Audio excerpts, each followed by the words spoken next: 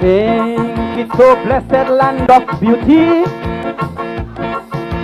Where is your destiny?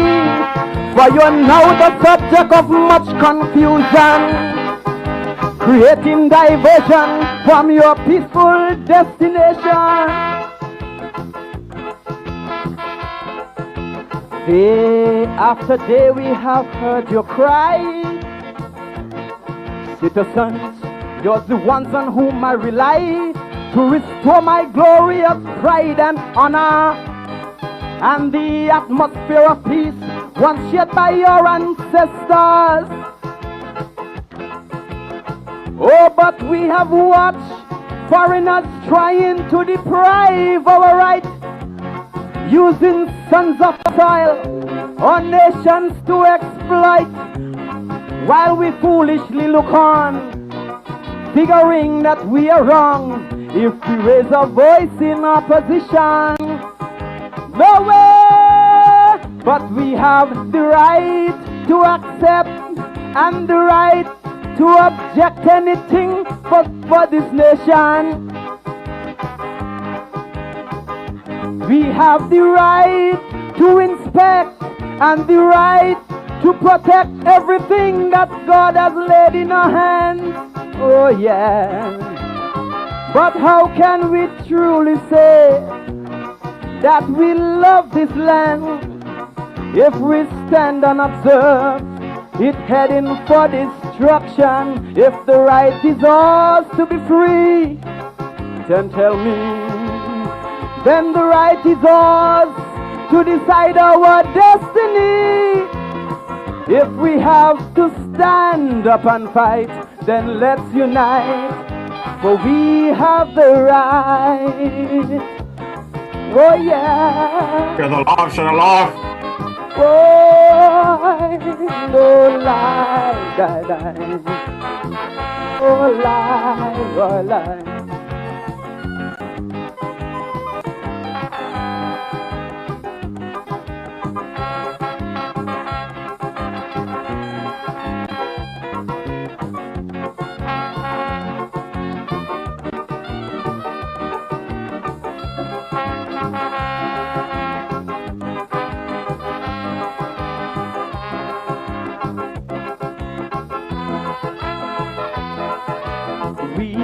Have the right to criticize things that are displeasing to our eyes. For when such things happen and we don't utter, how could we expect situations to become any better? Well now, if our leaders are accused of corruption, bringing joys to the rich people of this land, while the poor continue to scrunt and suffer. Citizens, this means our silence must reign no longer. If we close our eyes and our ears and pretend to be mute, keep on living in fear of facing the truth, we should hang our heads in shame, for then you know we are to blame for sending our nation down the drain. Whoa! We have the right to accept and object anything pertaining to this nation. Tell me, we have the right to inspect and the right to protect everything that God has laid in our hands. Oh yes. For how can we truly say that we love this land if we stand and observe it heading for destruction? If the right is ours to be free, then tell me where the right is ours to decide our destiny. If it means that we have to fight, then let's unite and stand for our rights. Share the love, share the love. Oh,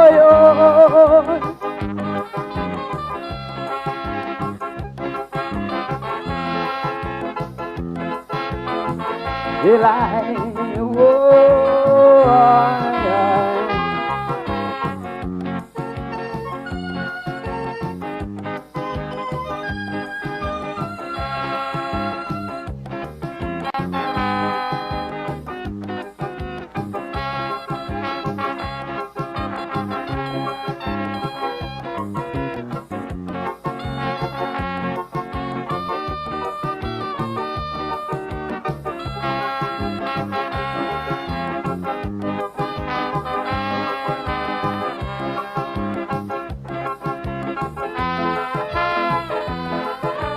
why should we as Calypsonians have to face victimization when we think of things happening in this island that affects the populace and our national progression? How when we sing to entertain, we are applauded and given good name, but as soon as we sing of this nation dissolution, it affects the populace and it causes much contention. If our nation's grievance we fail to publicize, putting our people on guard and opening their eyes, then we should abandon the stage. Our efforts is an outrage, contradicting our Indian heritage. Oh yes, we have the right to sing out. Let our voices ring out to educate this nation. We have the right to be heard. Every verse, every word on a national radio station. Oh yes, not in condemnation, but issuing advice, hoping to bring this land back to paradise. Look, we have the right to be free. Oh yes, to work and secure our dignity. Citizens, if we have to fight, then let's unite and stand for a right. Whoa!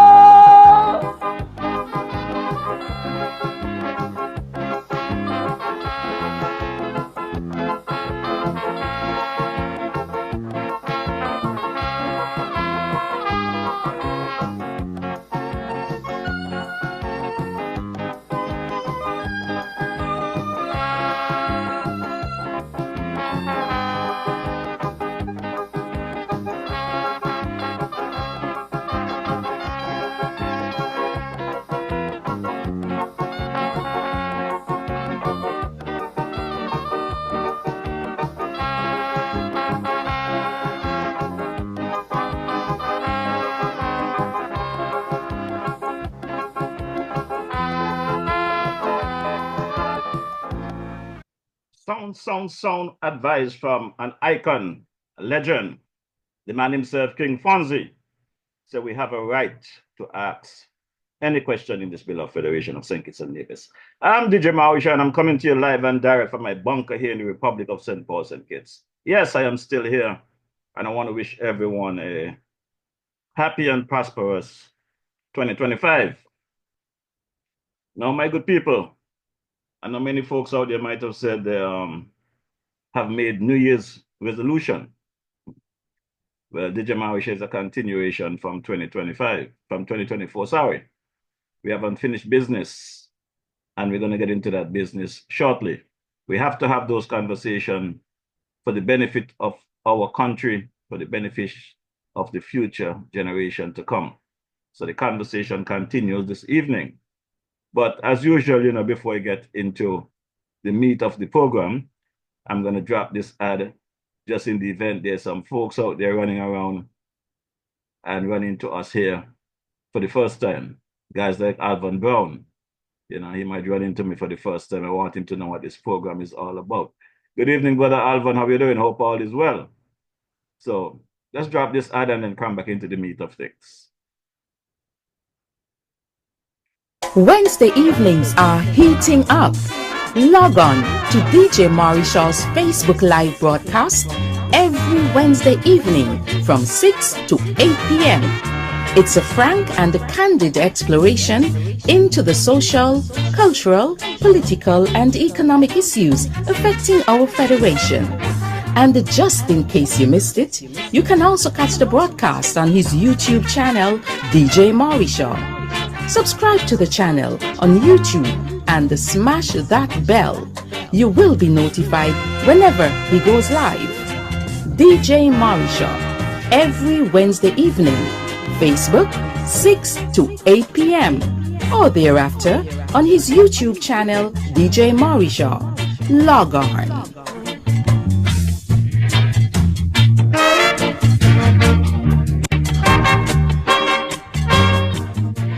Yes, you heard it right. DJ Marishall is here each and every Wednesday evening from 6 to 8 p.m. and the conversation continues via this medium. Let me run across to our sister island here, Queen City, Nevis, and see what my boy, Brother Carbo, have to tell us this evening. Cabos, located at Fountain Village in Nevis, is the go-to spot for your Saturday treats. Tantalize your taste buds with his delectable Cabos Delicacy Goat Water. Or, if you prefer some soul food, then Cabos Punji and Fish is definitely the way to go. Call ahead and reserve at 869-663-9694. Then make your way over to Cabos and enjoy the vibrant atmosphere while you savor your delicacy. Cabos, we are not changing, we are only improving. Food all over, food all over. You got the food all over.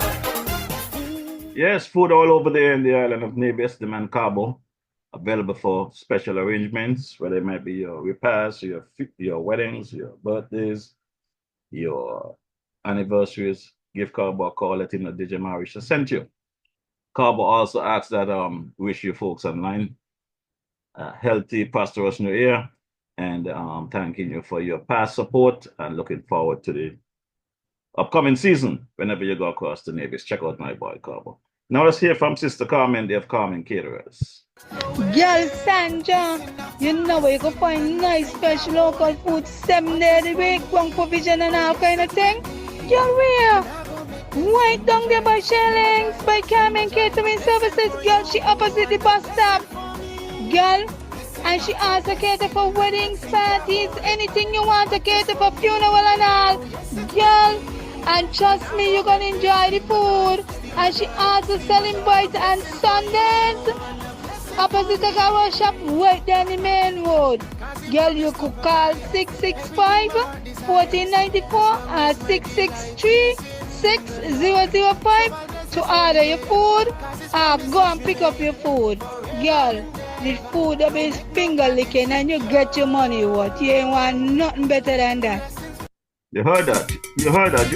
You heard that. You check out my girl Carmen there at the Shirley Monday to Friday. Monday to Saturday, actually, from midday until about 5 p.m. and a Sunday, you check over there at the Boys Village in the bus stop and a Sunday from midday until about 5 p.m. as well. Now, let's take a quick listen at what my brother Malvern Gums have to say about the DJ here. Malvern Gums of the Spectrum Band there in St. Thomas, Virgin Islands. Hey, this is Malvern from Spectrum Band, and you're listening to DJ Marishall, playing you the best in Caribbean music. You got that? Hey, this is Malvern from Spectrum Band, and you're locked into DJ Marishall. Keep it locked. Right there. My good people, this evening we're going to be having some serious conversation. And as you know, we have been asking questions over the years. I'm going back from 2020. I'm not going too far back, my good people. I'm going back from 2020, coming forward to 2025. And I have asked this question before, and I'm going to ask it tonight again in song. I would like to know, really, what is the qualification to be a politician? Because I am at a loss. I am at a loss right now with some of these things I am saying. So I gonna ask Brother Charles to try and help me out. I'll be having a special guest at the top of the hour right about now. So I'm not gonna get too deep into the conversation before I speak with this guest, because once I start batting, I'm gonna bat hard, and I don't want him to get caught up in the political weary. Stand by for the man Charles. Qualification of a politician.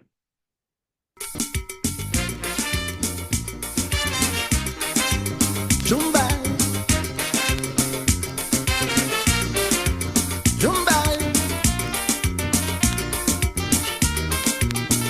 peace up here, faith, God bless.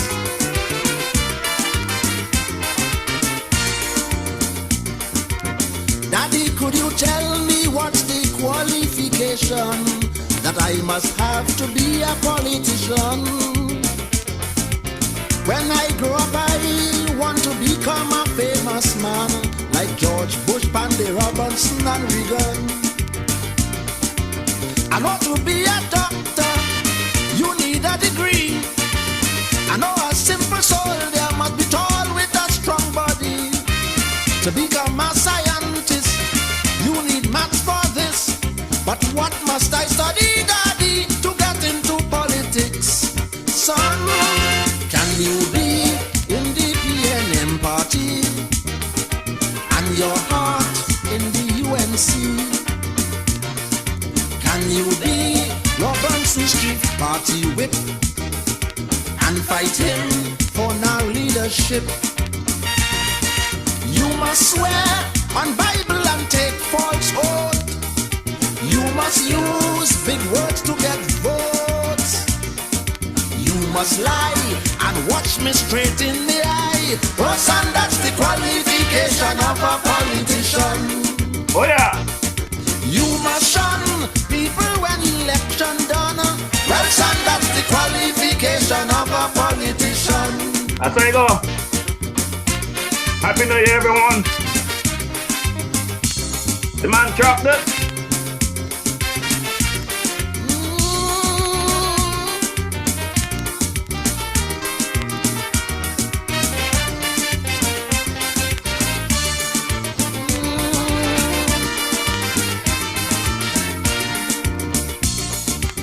Daddy, could you tell me if to be a politician, a man must have a sound education? Should I go away to London or the USA for me to be a Manning or a Pandey? I know musicians study music at Berkeley. I know good doctors does be at Harvard University. Well, which school did John Humphrey and Sudama study? I hear they did a crash course here at the school of Woodford Square. Son, you must go to the school of selfishness and learn how to be dishonest. You must go to the school of scampishness and like Judas, learn to cheat with a kiss. You must part with your good friend Kelvin Ramnat and call him a bloody upstart. You must fool people and fool yourself in the long run. Well son, that's the qualification of a politician. You must hate roti and yet hug up the roti man. Well son, that's the qualification of a politician. That's where I go. A lie.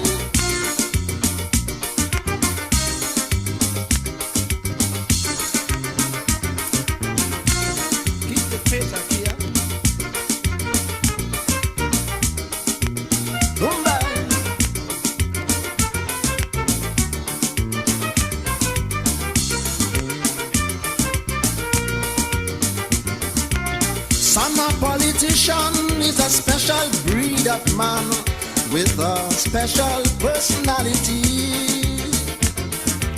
He will promise you paradise and the promised land. And after elections, he knows nobody. He'll give his party members car, house, jobs, and big road. Although they have no papers, he puts square pegs in a wrong hole. He's one who shows no pity for vagrants and poor humans. If you could behave like that, my son, you on your way to be one. Son, you must watch the crime rate escalating, and yet talk about race and vote catching. You must see two people on one hospital bed, then pass through the ward and just nod your head. You must talk the Queen's English in Parliament and curse obscene as you reach the pavement. You must teeth and jail a man if he touch a leaf. Oh son, that's the qualification of a politician. Oh yeah. You must smile and drink whiskey with your enemy. Well son, that's the qualification of a politician. That's right, go. Picking up all the politicians out there. Yeah, lad. I didn't know how to go. What now, now?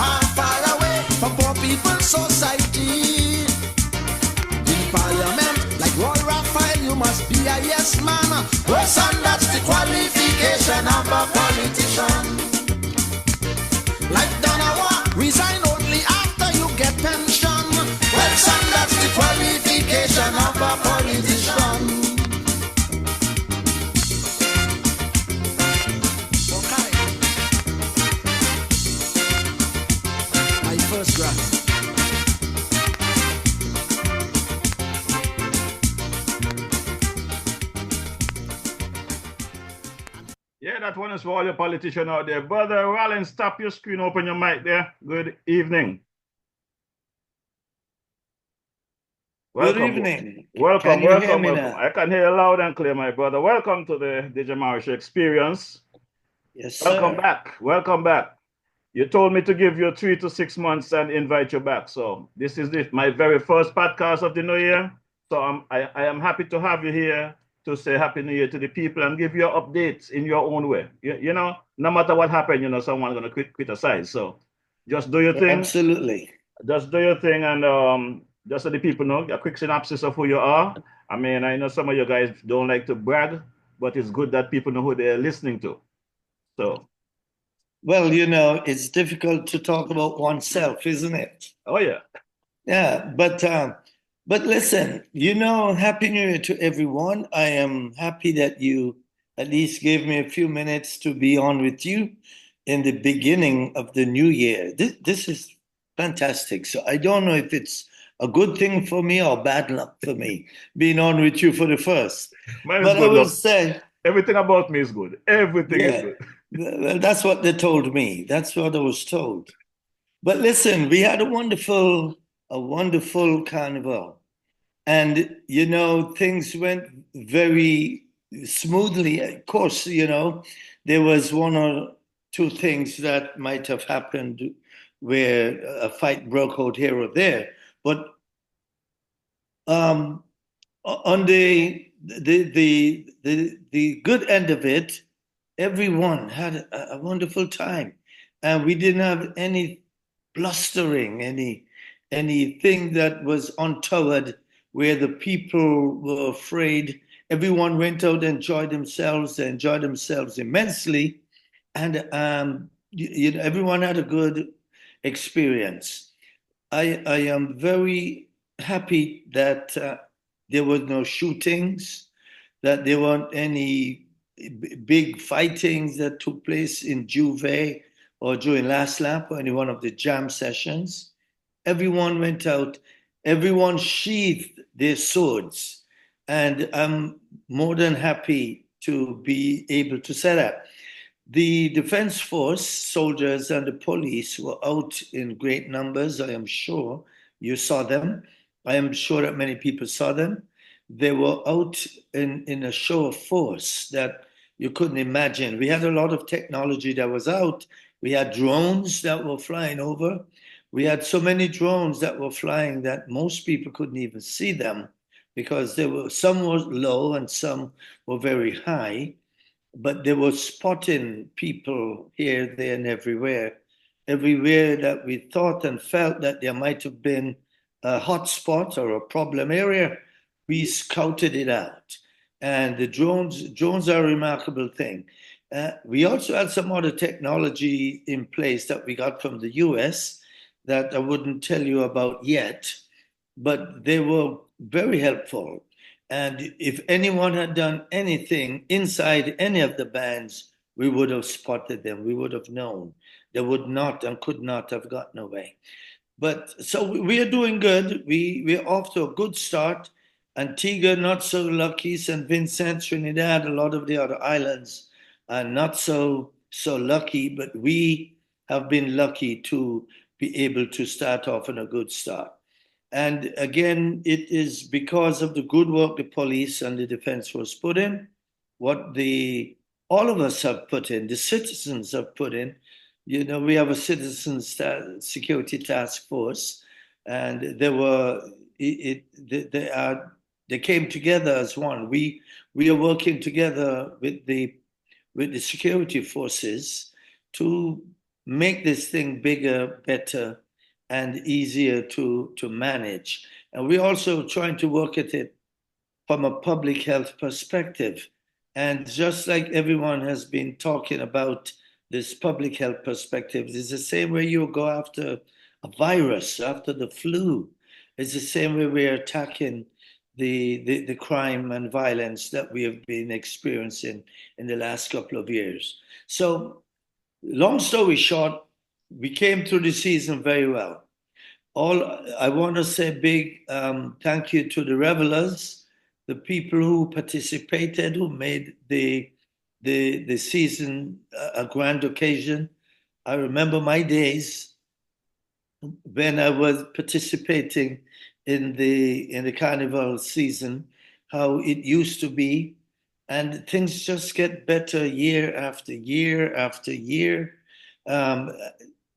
But to go through a whole year with the things that we've experienced, and in the last 2 months, things just mellowed out. I feel very, very comfortable going into the new year, feeling the way I feel, which is optimistic.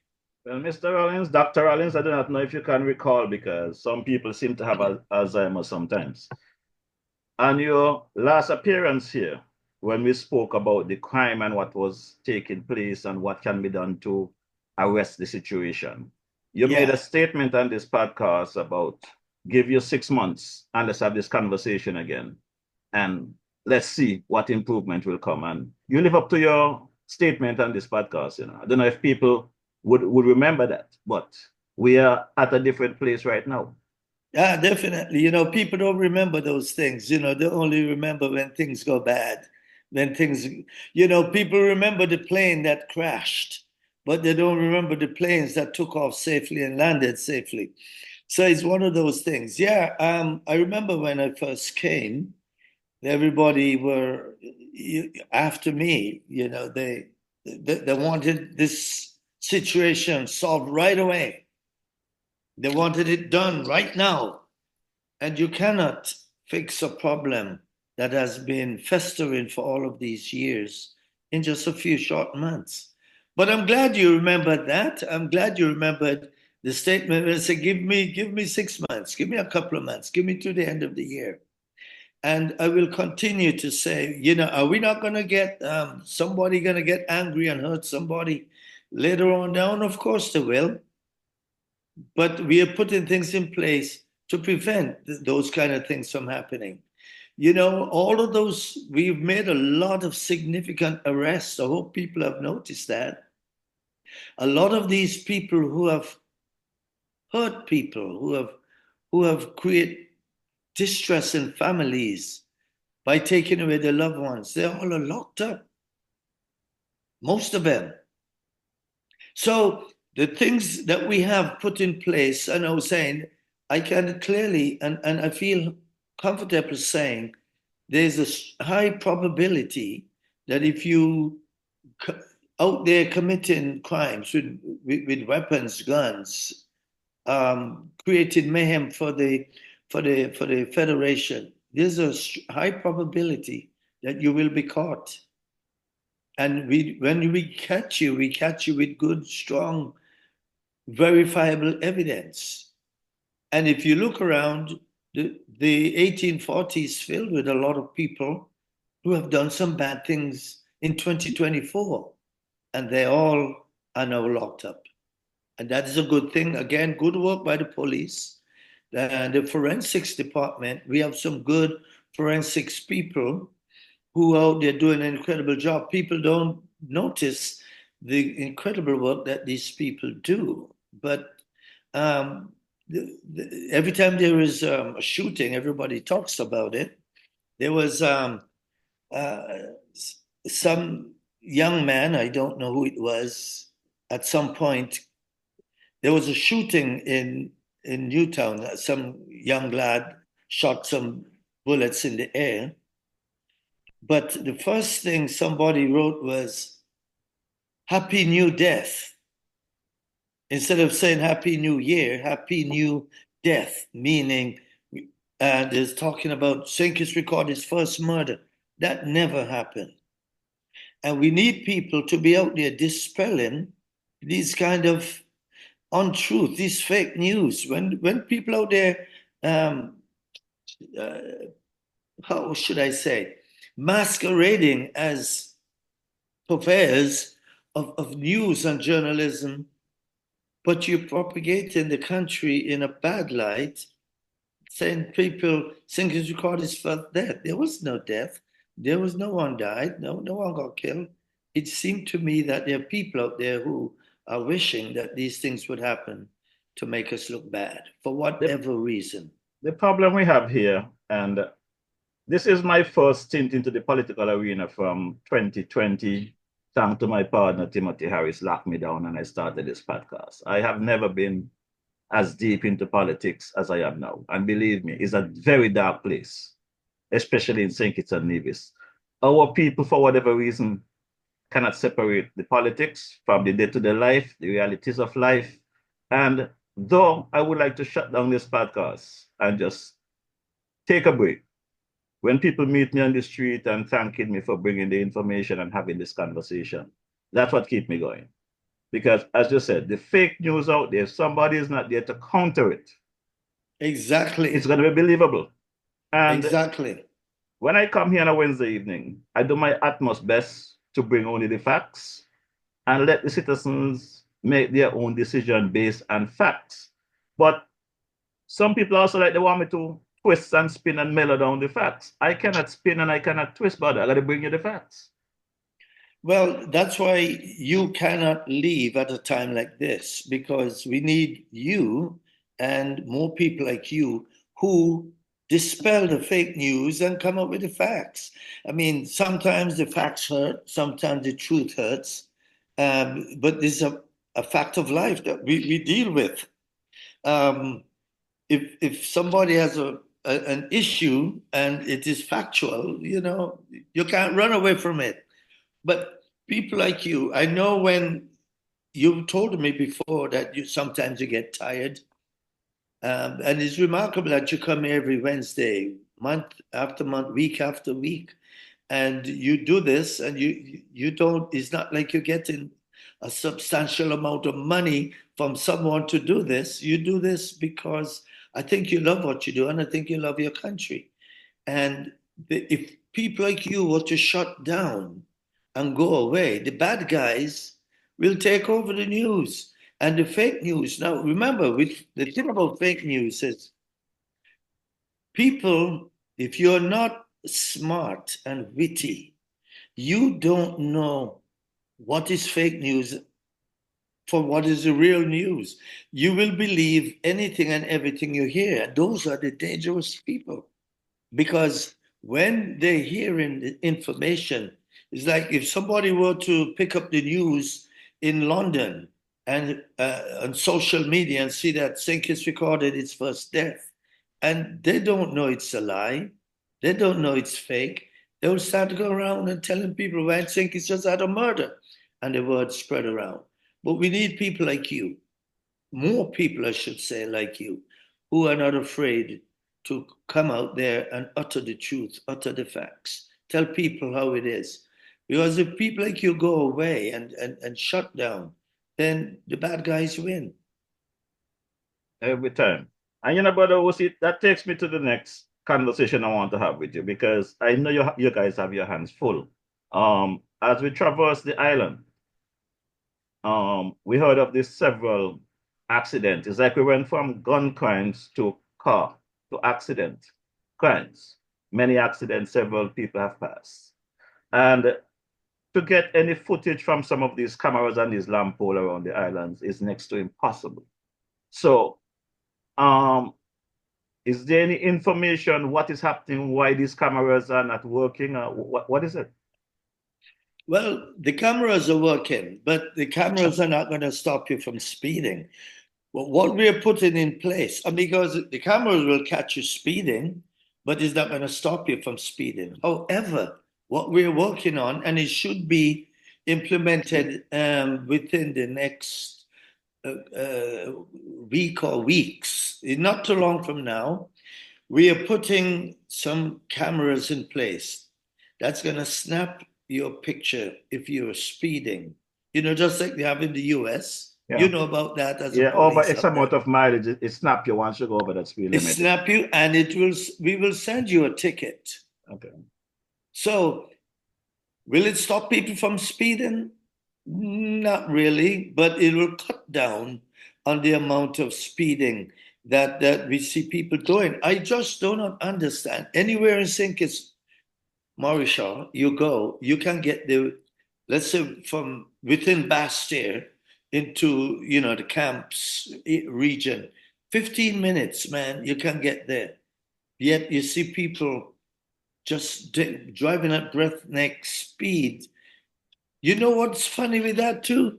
I see buses carrying people, speeding, doing like maybe 70 miles per hour in a 40 miles per hour zone.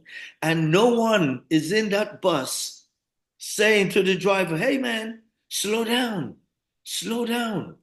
please, you're trying to kill me. I don't want to die yet. They sit mute as if they're enjoying the excitement. Yeah, you are correct. But the question, though, in regards to the cameras on the street was not about the speed, but was about when an incident happened. There is an accident, someone get knocked down. What happened to that footage?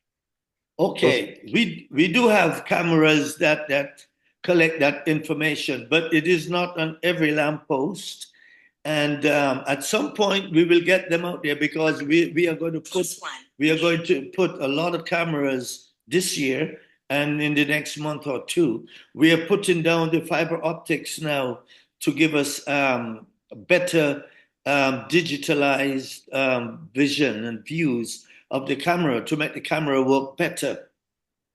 And so at some point, all the lampposts will have them. However, in certain areas, like, for example, on Keon and 4th Street, I'm just using that as an example. If you get hit there, an accident there, we have cameras there that will record it. And we have them all over, but it's not in enough places for my liking. So we are now getting, we gonna be putting like about 500. We're gonna be putting about 500 cameras in those all over St. Kitts in a matter of weeks. So we are getting there. It's not it's a slow process. It's not a turnkey process. It takes some time. I understand. It takes some time because you got to procure them. Now, for example, we got to get these fiber optics laid in the ground, on the ground, so that it gives it is not tampered with by people, and also we putting it all the way through St. Kitts, all the way through the countryside, all the way through Bastille. So these are things that are put in place. It's going to take a little while, but this year you will see all of those things in place. But yeah, a lot of people have asked about that, about the cameras, if they're working or not. And I believe that people see a lot of movies, they lived abroad, they've traveled, they see all of these things working. I mean, cameras, man, these are wonderful things to have. All of the latest attacks, beside the one in New Orleans, they were caught on camera, and they were able to prosecute the people who carried out these attacks. All these bombs that they planted in trash cans in New York City, it was cameras that were able, closed circuit television cameras that were able to capture these guys. Okay, let's jump back to the passenger bus situation a bit. We had, I think, was this 5 persons died from an accident a couple of weeks back from that bus. I love to do my own little investigation just to please myself and to be able to be more transparent when I come here on a Wednesday evening. And I have taken rides on a couple of buses for myself and see them speeding, and ain't no question about it that they are overspeeding. But overspeeding is not even the only issue.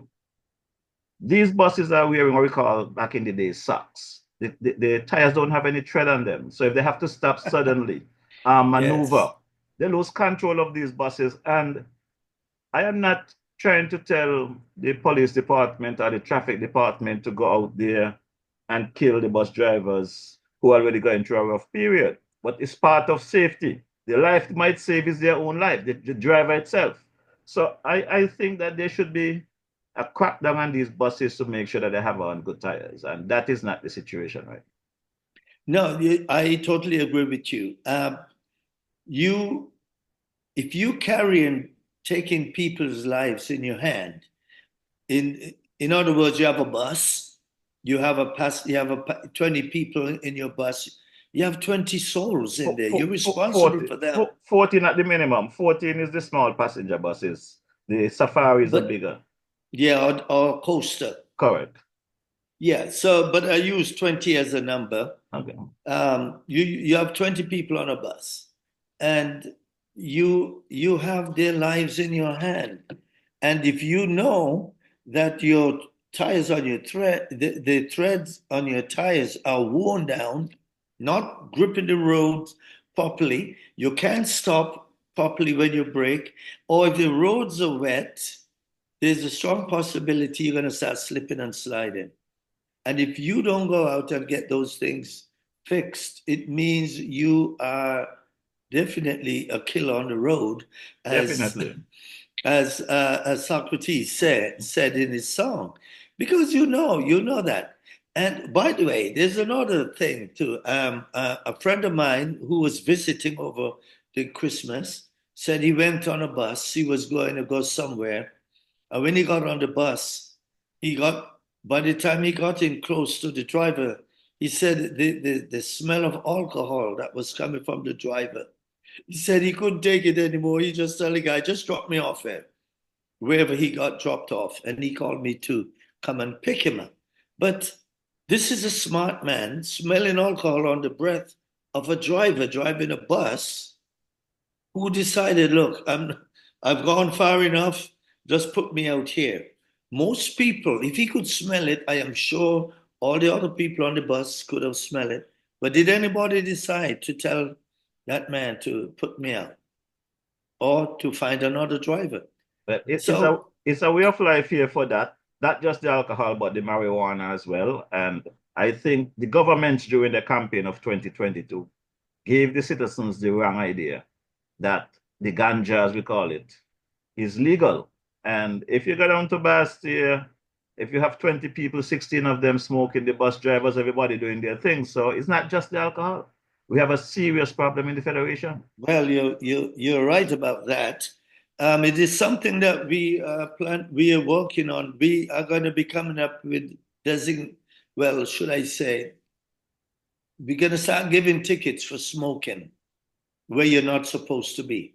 And that is going to be, within another month or so. If you get caught smoking, and this is not just marijuana, by the way, it's cigarettes as well. If you get caught smoking, you're going to be ticketed. Now, it's just up to the police to issue those tickets and not be afraid to do it. Of course, we're going to sensitize the public as well. But yes, people, you can be sitting anywhere and you can smell the smell of marijuana emanating from around alleyways. Actually, it's done right there in broad daylight. No one runs, no one hides, no one gets arrested. And so these guys will get behind the wheel of the car and start driving. And you're stoned, and you probably were drinking as well. So you alcohol and marijuana doesn't mix so very well, does it? And people's lives become endangered. But another thing, Marisha, is there's no consequence for creating accidents and killing people on the road. When was the last time? It's funny you said, Wussy. It's funny, Miss Dr. Rollins. It's funny you said that. No, you can call me Wussy. It's all right.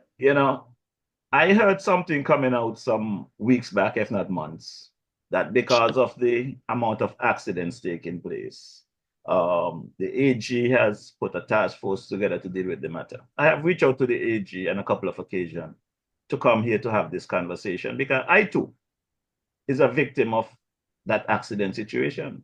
Right there at College Street Gut, coming out of College Street Gut, you're not only speeding there to enter the ferry terminal. A gentleman ran into the back of my vehicle and cannot tell me up till today how he ran into my vehicle and trying his best not to pay for the damages. These people that are driving like asses, because the jackasses drive properly, so it's asses that are driving, they need to be held accountable. And I tried to reach out to the AG to really see what they're putting in place because I want to believe without some serious penalties put in place, whether taking away the driver's license, whatever it is, we're going to continue to lose lives through accident. That is the way it's at. Even Monday morning, traveling to Bastia. Yes. The first accident I saw was in Challengers, going up the hill there by the daycare. There was a government vehicle, it marked Agriculture Department. It was on the opposite side of the road coming towards Old Road. So he's in the wrong lane. There was an accident there. Then when I get over by Ross University, there was a 4-car pileup. 4 accidents, 4 cars hitting, going into each other. Where are they going with that speed? Exactly. That vehicle running into each other back. I mean, come on. You could do better than this. Of course. I don't know I think, again, there are no consequences. So everybody drive how they want to drive. We are a small island. The roads are small. The roads are narrow. Why would you be speeding it's 40 miles per hour. People do 80. And no one, stop to think about, wait a minute, I'm so close onto this guy's bumper that if he stops suddenly, I'm going to jam right into his butt. And nobody stopped to think of that. I mean, that's why you saw 4-car pileup. Because if everyone was driving at a safe distance with a safe speed, you could have braked and stopped before it happened. But I still come back to no one has ever been consequenced. When was the last time that someone who created an accident caused the death or injury of anyone went to court or went to prison? Well, I think one happened many years ago. You're asking a very crucial question, Brother Rollins. And you know, the funny thing is about it, you open the door, so I'm going to go straight to the door. I tried to keep you out of the conversation, but I'm going to go straight to the door. It appears as though that criminal activities in St. Kitts is all depends on who you know. You get a slap on the wrist. It does not have to be a car accident. Any kind of negligence that cause harm or death to an individual, you must be held accountable. That is what it should be. But are you saying that it's not that way? We'll see. Stand by. Stand by. Let me go into my phone and explain something to you. As we speak. Yeah. As we speak. Tomorrow is going to make 5 months. That's the anniversary date of when we found my good friend, Lord Black, Prince Edwards, dead in the Saddlers Mountain. Tomorrow is going to be the 9th. And the 9th of August, 2024, after he went missing on the 1st of August. And to date, I'm in communication with the family and not daily anymore because I'm tired of reaching out to them on a daily basis. I sure they're stressed because they told me they're stressed, and I am stressed getting the same result all the time. You're not hearing from the police. The family should not be reaching out to the police or to the Ministry of Health to find out the status of the case. As I sit here right now, today, this evening, is 159 days since Cons went missing on August 1st. 159 days. 151 days since he was found dead in the Saddlers Mountain. 139 days since his funeral. Over 17 weeks since letters were sent to the Ministry of Health. The Prime Minister is the Minister of Health. We have things happening in this place that, it's like the laws does not matter in this country. There's nobody following up. And I have said to the Prime Minister whenever I get an opportunity privately, and whenever I don't, I say it publicly, he needs to get a handle of his ministry. They're making him look bad. You got people in the Ministry of Health up and down the place taking photo ops all over social media, and the work is not done. I call out to my partner, Brother Sutton. I respect him as his office as a police commissioner. But he needs to get down on the people that are doing these investigations and respond to the family. Because if you don't, you are looking bad. You as advisor to the Prime Minister, you are looking bad as well. Because you're part of it. I am a part of the Ministry of Health. I feel bad when I hear certain things. I cannot even put up a defense because the things that the people are complaining about is real. So, partner, you are right there. As the advisor to the Prime Minister, I'm pretty sure you have access to the AG. We need to get something done in 2025. We have to. That is why you're here. That is why we are here. The community have to work together with the government. So to answer your question, partner, no. I cannot recall anyone being held accountable for causing injury or death in any way to our citizens, and that's bad. Well, I really admire that passionate plea of yours. You're very passionate, and I know you, and we've spoken about this before privately. Cons is a personal friend of mine as well, so I took it personal when I found out what happened to him. I would say to you, though, I do not believe that it's going to go on unattended. I do believe, and I can tell you enough, that it has been looked at and people looking at it as we speak. Everything in St. Kitts takes time. Everything moves slowly. It ain't like when you were in New York. Things don't move at a quick pace. It takes its time here. But I do believe, and with some certainty, that it's going to be fixed. That they're looking at it. It might not have happened moving fast enough, but I believe 2025 you will get the answers you're looking for. Brother Rollins. Or the family will. Brother Rollins, Dr. Rollins, Wusi. I am of the view, if I'm wrong, I'll be happy to retract. There was a discussion about the ministers getting an increase in their salary some months ago. That was apparently negotiated under the previous administration. I am willing to bet my last dollar. It didn't take them 5 minutes for that money to start going to their account. I am willing to bet that.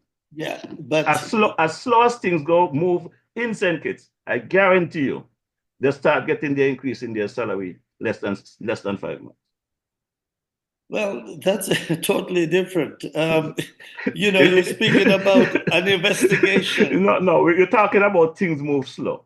I am saying to you, yeah, things move slow according to who, what, and where. Because look at it, Carnival finished a week ago. Yeah.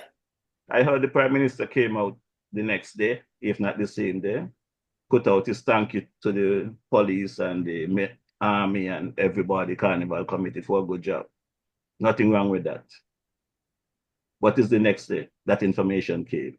You're here a week later, same thing. Good job. I don't have a problem with that. I am of the view, not beating up on the government, not calling for the government to fall like some people, but calling on the government to ensure that this is not the ministers of government that is causing these issues. It's their functionaries. Get down on them to do their work. They have been paid to do a job. And if they're not doing their job, find somebody who can do it. Well, I'm not going to stand for the excuses. I'm not going to accept it. Well, I cannot argue with that because it's all over the world. Most people don't really do what they're paid to do. It's about, in any workforce, it's only about 10% of the people who are doing most of the work. Yeah, correct. The other 90% and it's not just here, it's all over the world. Most people, you could go into any office, public or private, at 10 o'clock in the morning, and there are people in there on Amazon shopping, or people on Facebook. Isn't that so? Walk into any office and you will see. I believe so. So what you need to do to prevent that is to give people what we call productivity hours. You need to be able to, at the end of the day, when you go into work at whatever 9 and you finish at 5 or 8 to 4, you need to have accomplished this. Just like you do in a factory, right? If you are making needles, they will tell you, this is your station. You need to have finished at the end of the day, the end of your shift, 5,000 needles. If you didn't finish 5,000 needles, then you're lollygagging. Yeah. And a good reason for them to fire you.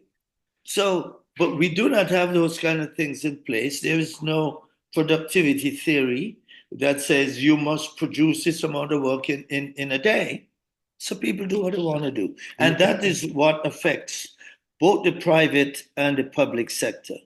Well, not trying to pull you into the politics, because God knows I don't want to get you into it based on your position. But I just want to make this statement for the record.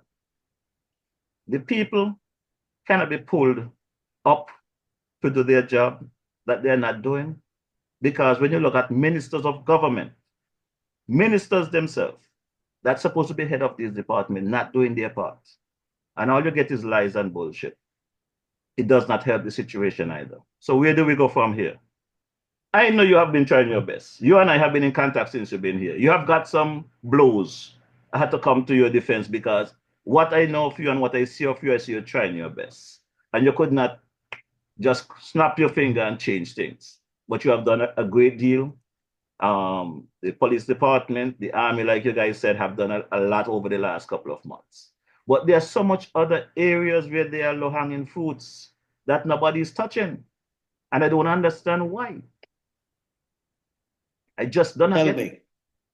Tell me. For Give me an example. For example, these government buildings. There's so many government buildings around the country that the complaint is mold. And I can say to you, as an expert in these things, a lot of these things are not mold. They're not mold. It's mildew from the AC and the heat. There's ways of dealing with those things. But whoever go and complain about mold, somebody just take the decision to shut down the buildings and they go and they parent someplace else and have government buildings there shut down, not being maintained, going astray. Those are simple things to deal with if they speak to people who have the knowledge. Right there at the JNF last week, a nurse called and said that there was a room that was repaired, and since the room finished, they're smelling mold. Can you smell mold? No. You know, it must be a test done. It must be a test done. You cannot smell mold. To test mold, right? I know people say that this smell moldy and that smell moldy, but it's just old people talk. You can't smell mold. But we know what you're smelling, right? Yeah. So I decided to go, instead of sending someone, I went and I checked for myself. And there's some stuff, whether it might be food, used material that is put in the room, there's no ventilation. Naturally, it's going to smell. Mm-hmm.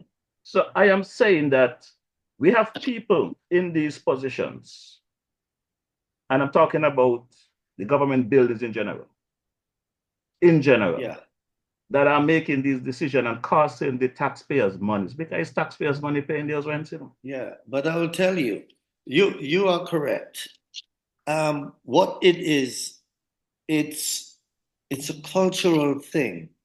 It's not just today. This goes back for years before you and I were born. There's a thing called preventive maintenance. You know about it. That's what it does. If you live in the US or the EU, anywhere in the EU, the UK, and there's a building, there is a man in charge of that building or a crew, and they go around and they do preventive maintenance because they know, or the owner of the building knows, that if you do not fix these little issues right away, there will come bigger issues, and and before you know it, you got a problem on your hands. And it costs you much more. Absolutely. That kind of mentality is not part of our culture here. We let it run down. There's a thing called the broken glass theory. You probably would know that as a police. The broken glass theory is that if there is a house and the window pane, the glass, it was knocked out, fix it immediately. Because if you don't fix it immediately, more glass is going to be broken, and before you know it, your house is run down. So we don't do that, practice that here, where we can say, all right, let's go, let's have a public works or whomever, hire some people and have them going to these buildings and make sure things are functioning well.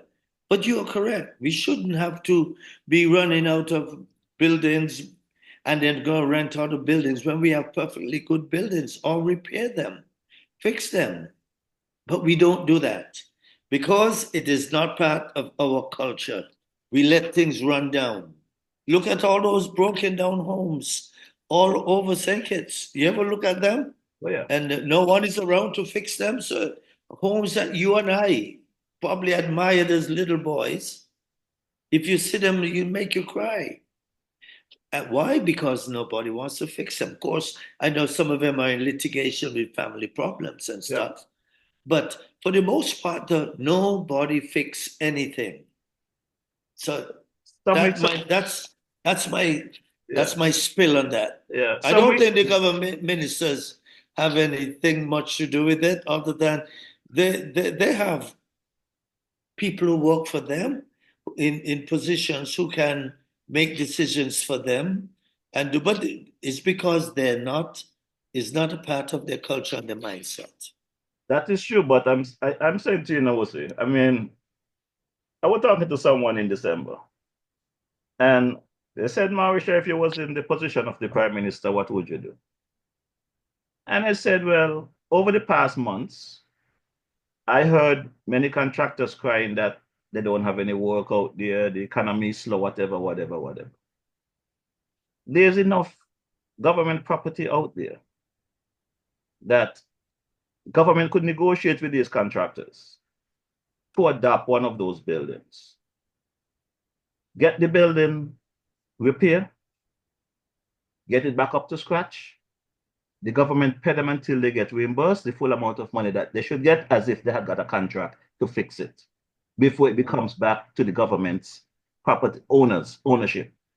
But get them fixed, because contractors are sitting and don't have any work to do.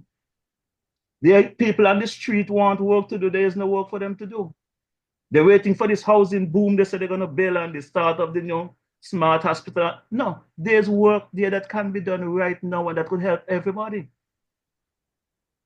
That's not a bad suggestion. When you hear the type of money that I hear in paying for renting these buildings, and then I'm hearing this place is moving to this place and that, I said, but what I'm seeing here is nothing hard to fix. Who is really making, if somebody is just want to put money in someone's pocket, tell me, and I would accept it. But there's a quick fix. There's an easy solution to the situation. Well, your suggestion is a good one. I see nothing wrong with that. I would advise you to take it up to someone of the ministers who is responsible for those kind of projects and see what you can get done. You're joking, right? No, I'm serious. It's a good suggestion. Dr. Rollins. If they would listen is one thing. If they will not listen is another. Okay. Now you get the point.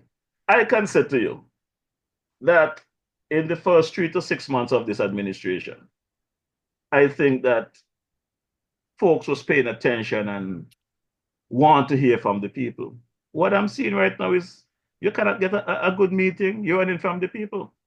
Mr. Rollins, you witnessed me, sat for 3 hours waiting on a meeting for the Prime Minister.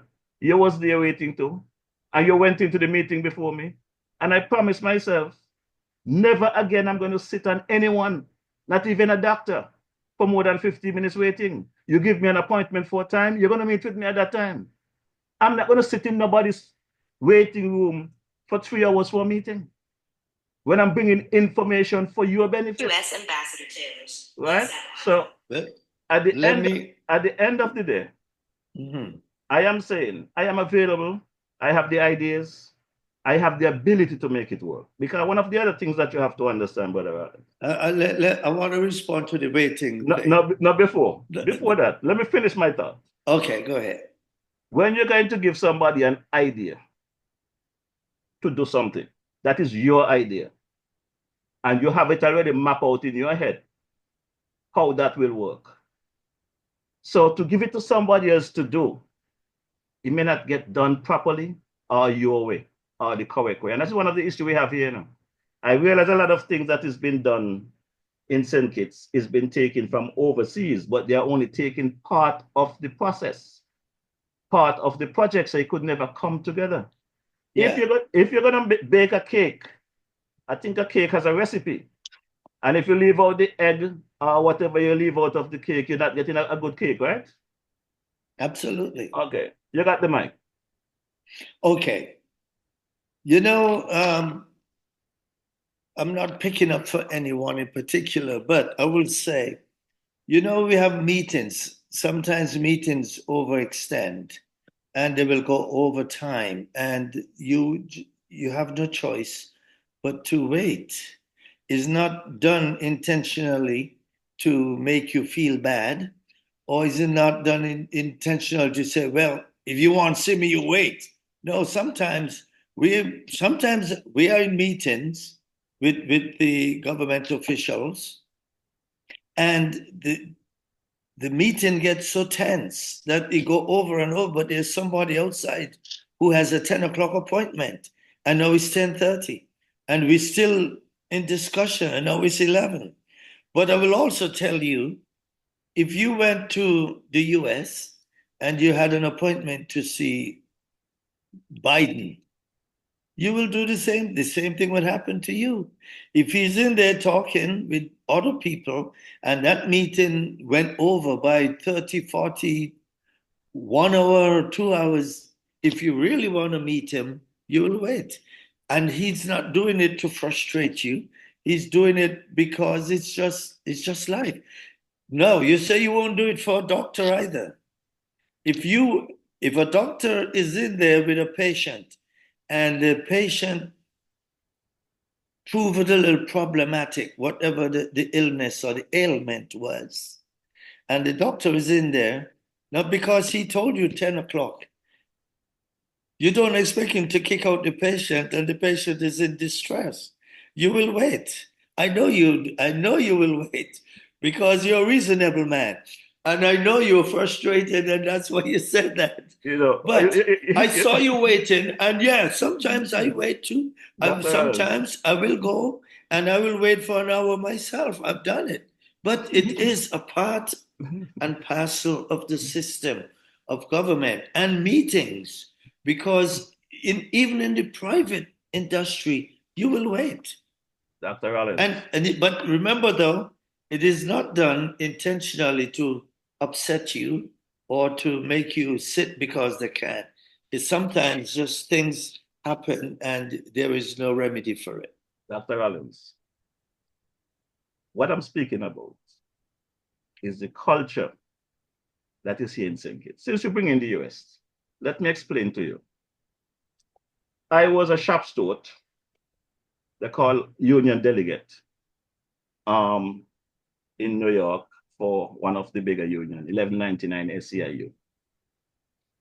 Every 2 years, we have to negotiate for the contract. We have to go to Albany, where the monies are released to the hospitals, and then by extension, the hospital is supposed to negotiate with the union to pay the workers. So, right. So it started off where we go to Washington, D.C. to lobby for the monies to be released to the city. And I can say to you, when we go to Washington, 10 o'clock is 10 o'clock. 9 o'clock is 9 o'clock. Whether it's president, congressman, whoever, they meet with us. Whether they bullshit us or not is neither here or there, but they're on time. When we finish fighting for that money from Washington for Albany, the money get to Albany. Now, the campus politicians in Albany want to hold on to the money to do their own thing. We got to know. Go to Albany and buses to fight Albany to receive to release the money to the cities, to the New York City government, state. When they get that money, we got to fight them to give it to management. When management gets that money from them, we got to fight management to get the little money. So we have to go and pick it and fight. So trust me, I understand what you're saying. I've been to the role. I am saying here in St. Kitts, I had a gentleman on this podcast on the 18th of December. And he said he stayed at the hotel and had attorney generals and ministers of government come to his hotel to meet him. He did not go and sit in a hallway. I'm not sitting in a hallway for 3 hours. I'll sit for 15 minutes. You know you have an appointment with me. If something came up urgently, call me and tell me let's reschedule. I'm not doing it again. In your position and your job, you may have to do that. DJ Marisha not doing it. Let me go in my bunker and relax. You understand? You can't say that. I'm not doing it. I will not encourage you to go that deep with that. Well, I am telling you, Wussy, I am saying it to you. And I'm serious like a donail. I am serious as much as a bent nail when you drive a nail in any bend. I am bent because I have seen too much nonsense going on. Under a Denzel Douglas prime ministership, Denzel Douglas came to New York and tell us there was an electrical problem in St. Kitts. You can bring in generators duty free. At that time, I was investing in St. Kitts, the inner circle guest house. I went to Miami, where they make generators in the factory. I had a generator built from scratch, brought it into St. Kitts. The duty-free concession that Denzel promised us we're going to get turned out to be some 15,000 bill I'm getting at the customs here. I came to St. Paul's and spoke to my representative about the situation. He told me to come and see him 10 o'clock the next morning.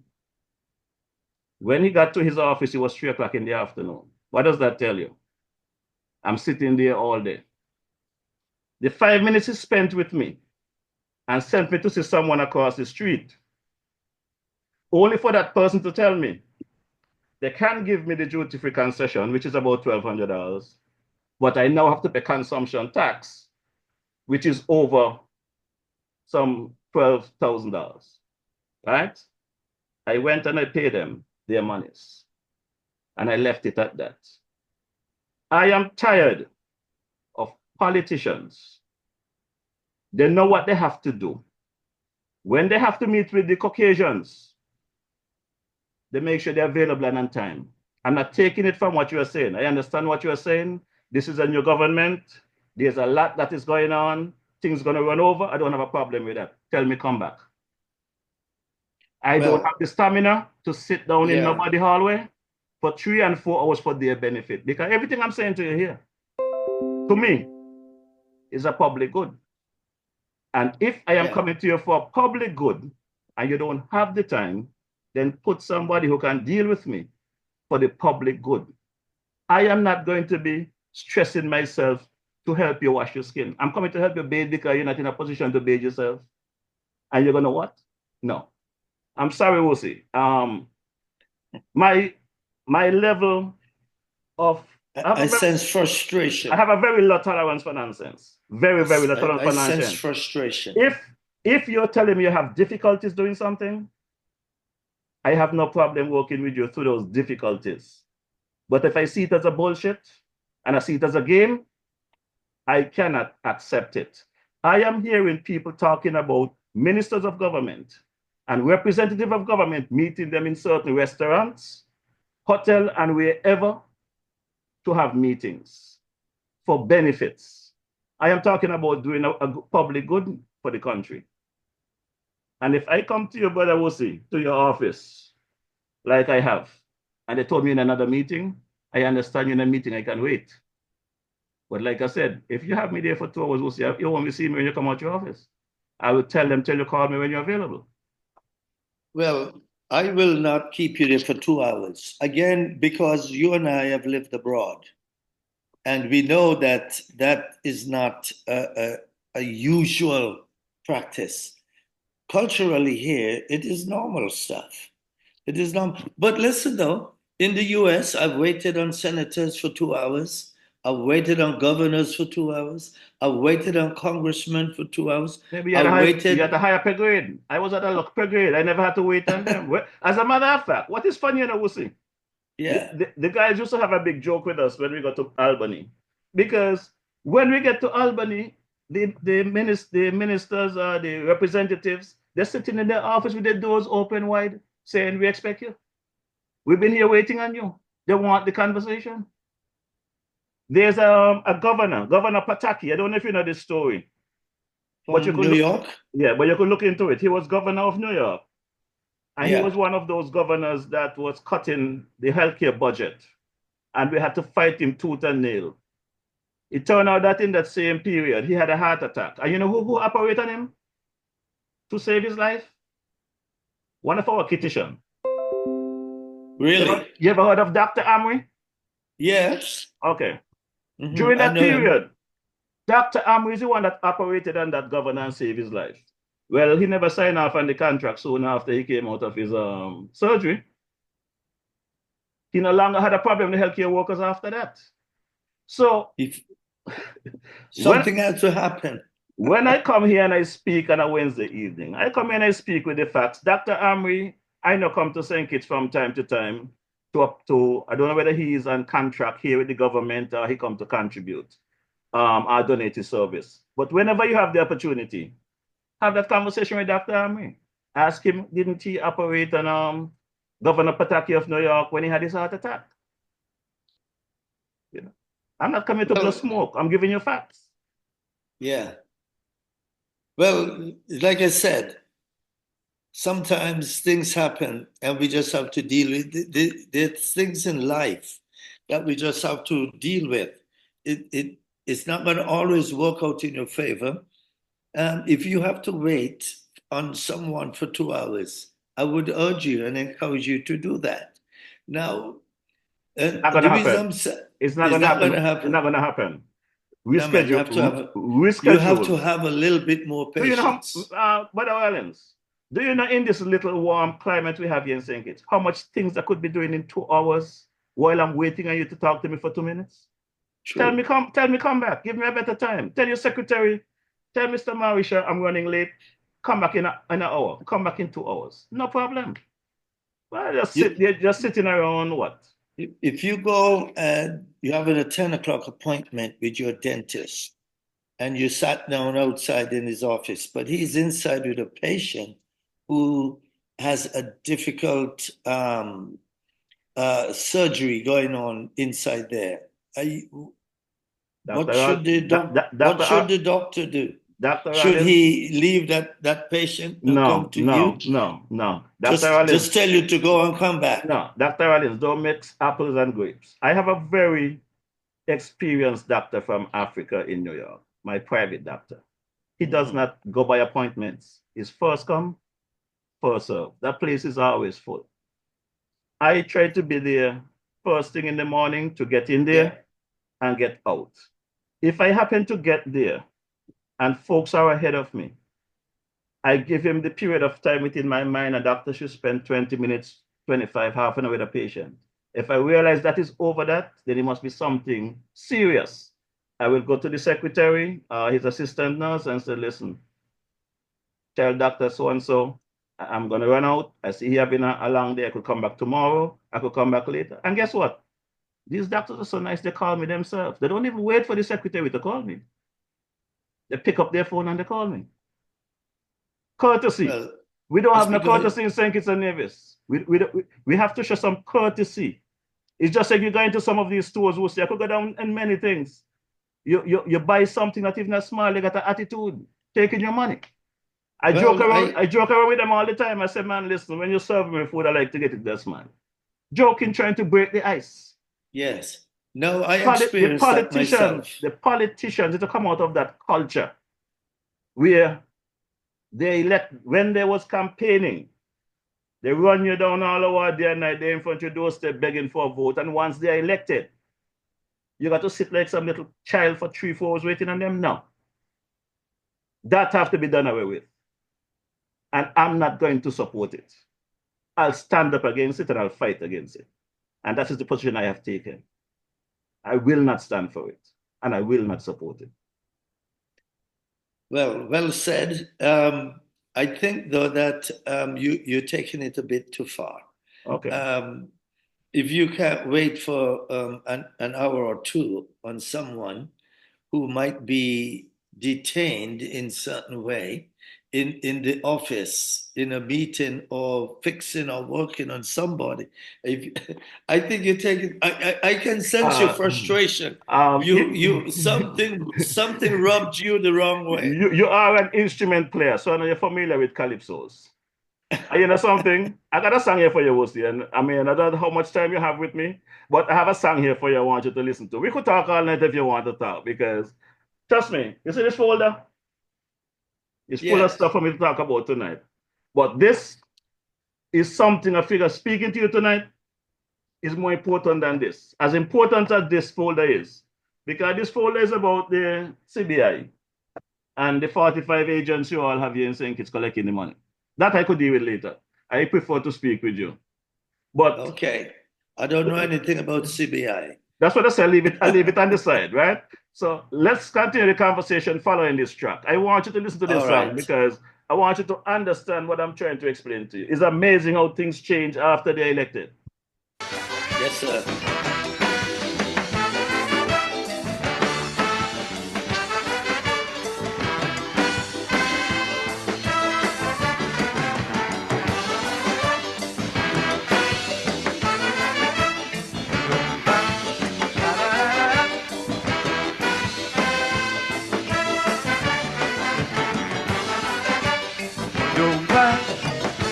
It's amazing how people can change.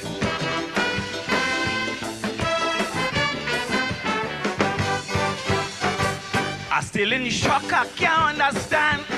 I am so disappointed in man. Man make me cry, tears run from my eye. All I could ask was the reason why. Was man fighting power, he fighting greed. Oh, kid, man making blunders for selfish need. Man gon' call you brother, but man so slack. Say man with a dagger, stabbing your back. I'm mesmerized, shocked, still in dismay. Look how they treat me in the folk fair the other day. Chucky was thunder, Chucky was tough. Chucky was power, Chucky was rough.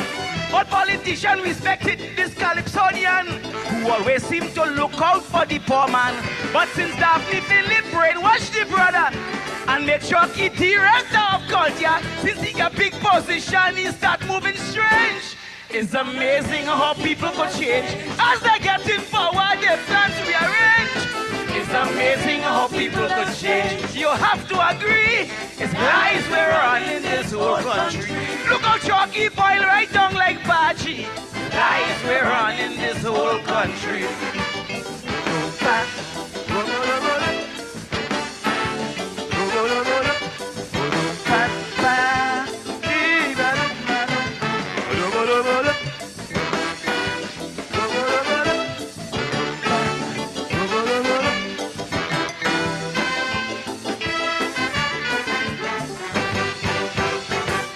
Took time out and thought about man, unassuming, hard to understand. One day man could peep up the ladder, next day man could be the prime minister. Man to the basic, callous and sly. Oh my, if God was on earth, man make God cry.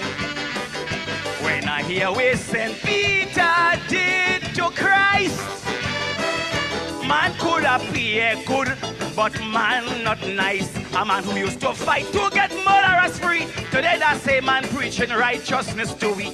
Check most of the cases that Ramesh won. State witness, boom boom, just on the case done. But Ramesh big like Tarzan now swinging on vine, telling you execution in record time. Baka say he promised him the deed for the land. Soon as Baka help him win the election, but after election Ramesh start moving strange. It's amazing how people could change. As they get in power, their plans rearrange. It's amazing how people could change. You have to agree, it's lies we're on in the whole country. Baka come with the tape, Ramesh ball, not me. Lies we're on in this whole country.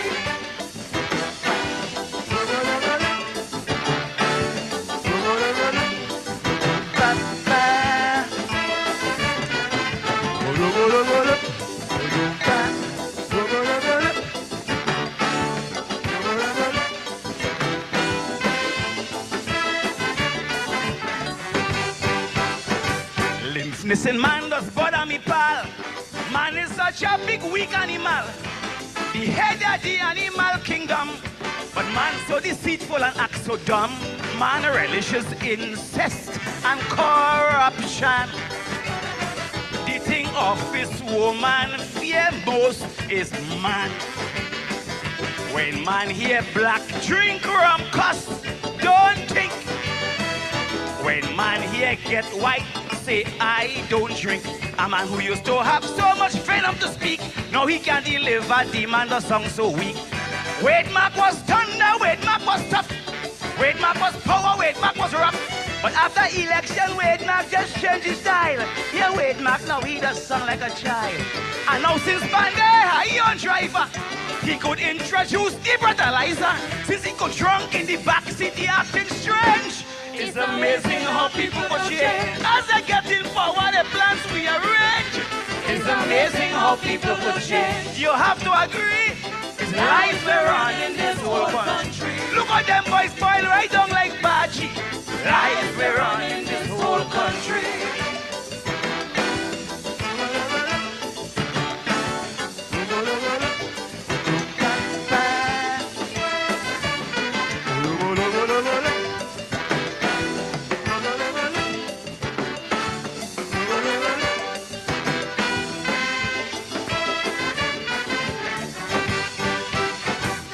Chucky jam every politician.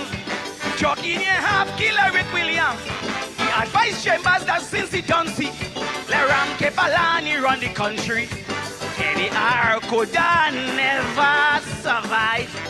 After Chucky sing how the driver he and drive. So now when he telling me I can sing, straight case of Satan, correct sin. The man make God and all get in a rage. That's why he falls, he fall off last week on the stage. Long time when Chucky come out to sing, he like a dragon fire he's spitting.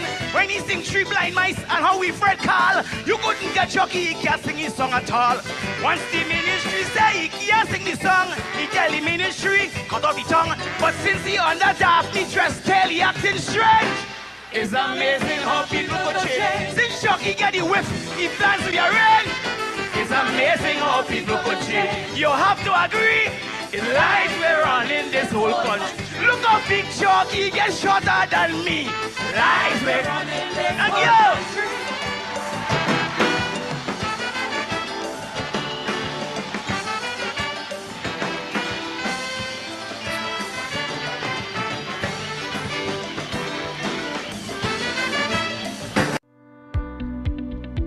Yeah, brother Rollins, Dr. Rollins, these messages is what keep me grounded when I reflect on certain things. Like I said to people, I down under the ferry terminal there one day playing some dominoes, and someone sit down next to me and said to me, Marisha, I listened to your podcast like the night before, and you're talking about all these great things that Labour did. What good Labour do? And I went into my phone and started reading them out. You know, he don't want to hear from me. But but the realities of life is that we as citizens, I am calling on us to deal with the realistic issues of life and not being selfish, whether we support a party, a candidate or not. I am someone, Brother Wusi, I campaigned in 2022 till basically I was sometime weak, not eating all day, just campaigning about things that I had an issue with the farm administration. So to come and tell me now, well, the farm administration used to, this happened in other country. When you was campaigning, you said you're gonna change it. You're gonna do better. You got me? So now that you're here, I am asking for the better. And I would be the first person to raise my hand and say, there were some great things that is in place. There's some great achievement by the new Labour administration. But again, we have some functionaries. If I'm wrong, prove me wrong. But many of those functionaries were there from the previous administration. And as a result, we are getting some of the same responses result today. And I have said it privately, and I'm saying it publicly. It's time to shake up the bag and get rid of the bad worms, and let's get the things done. Are you saying that there are saboteurs? Yes. I said it publicly. I said it publicly. They are saboteurs. You advise you don't say that? Well, you know, my thing is, if you find somebody who's working for the government, and if the person is doing a good job, it shouldn't matter what party they support. All it matters is that the person is doing a damn good job and doing the work and doing well and professional with it. Correct. Because everybody can't be Labour and everybody can't be PAM, everybody can't be PLP. Correct. So as long as the person is professional and is executing his or her job professionally, and at the top, working at the top of his skills, his skill set, to me, that is what we want. But if somebody, his or her, but if somebody is underperforming, it shouldn't matter whether he's a brother or sister, PAM, Labour, PLP, they shouldn't be having a job. They should be fired. So my thing is the person performing or they're underperforming? Again, people who've lived abroad can attest to these things. I know people who, I've seen people get fired just after working for 2 days on a job because they just couldn't measure up. And it had nothing to do with color or where you're from or your religion or anything. You were just not qualified. You were incompetent. So they let you go. But if you are working at a high level and producing, remember earlier we talked about productivity. Yep. If you're not producing, then you got to go. So it is incumbent on the people who run the various agencies in government to determine who is performing and who is underperforming. My thing is, I was a Marine. When I left St. Kitts, I joined the Marines. It was the most difficult thing I've ever done. The most difficult thing that most people ever do is join the Marines. And I'm telling you, you cannot half step. If you don't do what you're supposed to do, they get rid of you. You can join the Navy or the Air Force or something, but they'll kick you out. And that has stayed with me ever since my early 20s when I joined. It has stayed with me to this day. I look for performance and I say, show me. That's what they say in the Marines. Show me how good you are. And if you can't measure up, let's get rid of you. So if you have all of this stuff going on within the public sector, and even within that's why, look, why does the private sector function better than governments? Because governments pay people a salary to give them a job.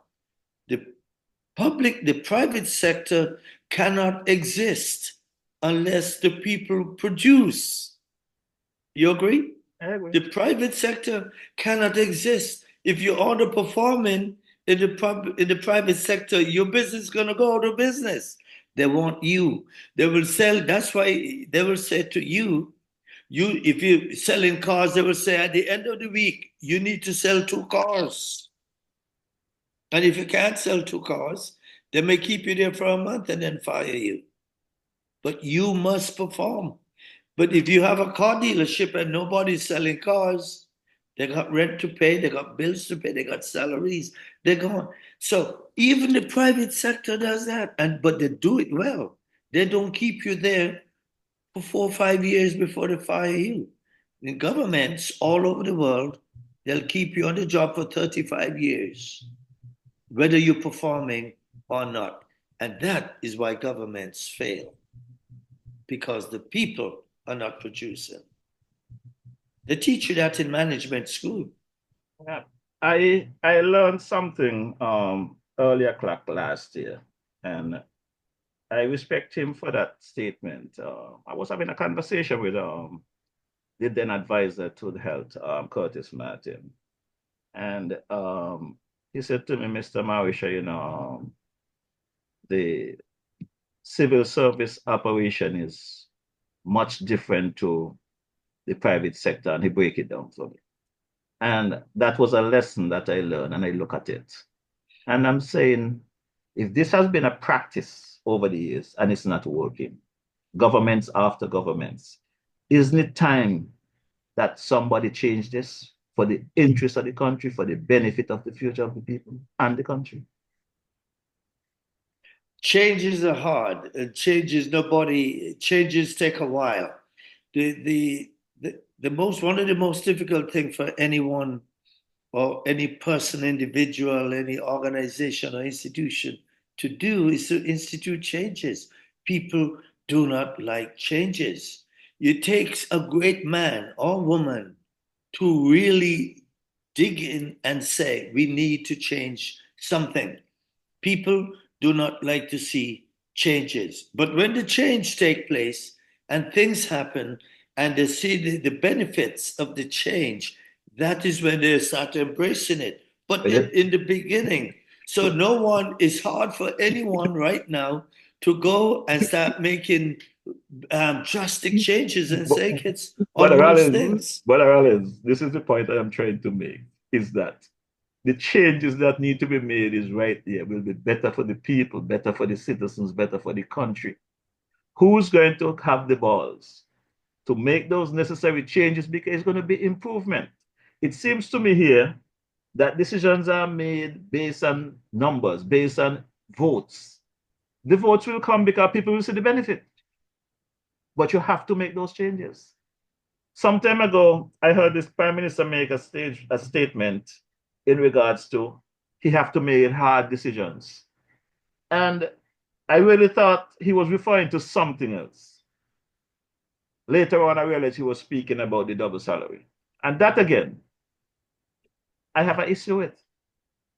Because if people are paid properly, regularly, that is what they work hard for. There's no need for a double salary, because they could maintain themselves.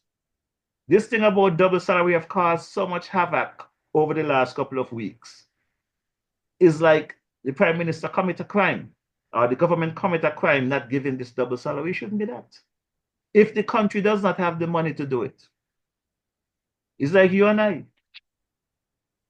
If I promise you I'm going to do something for you, or you promise me you're going to do something for me, and later on either of us realize we cannot do it, and we say, partner, things cannot go the way that we plan it. You're going to have to do it at the other time. Why should you be upset with me, or why should I be upset with you? Well, let me ask you this. How many countries in the world give double salary to their people on a yearly basis? Well, how many countries can you tell me?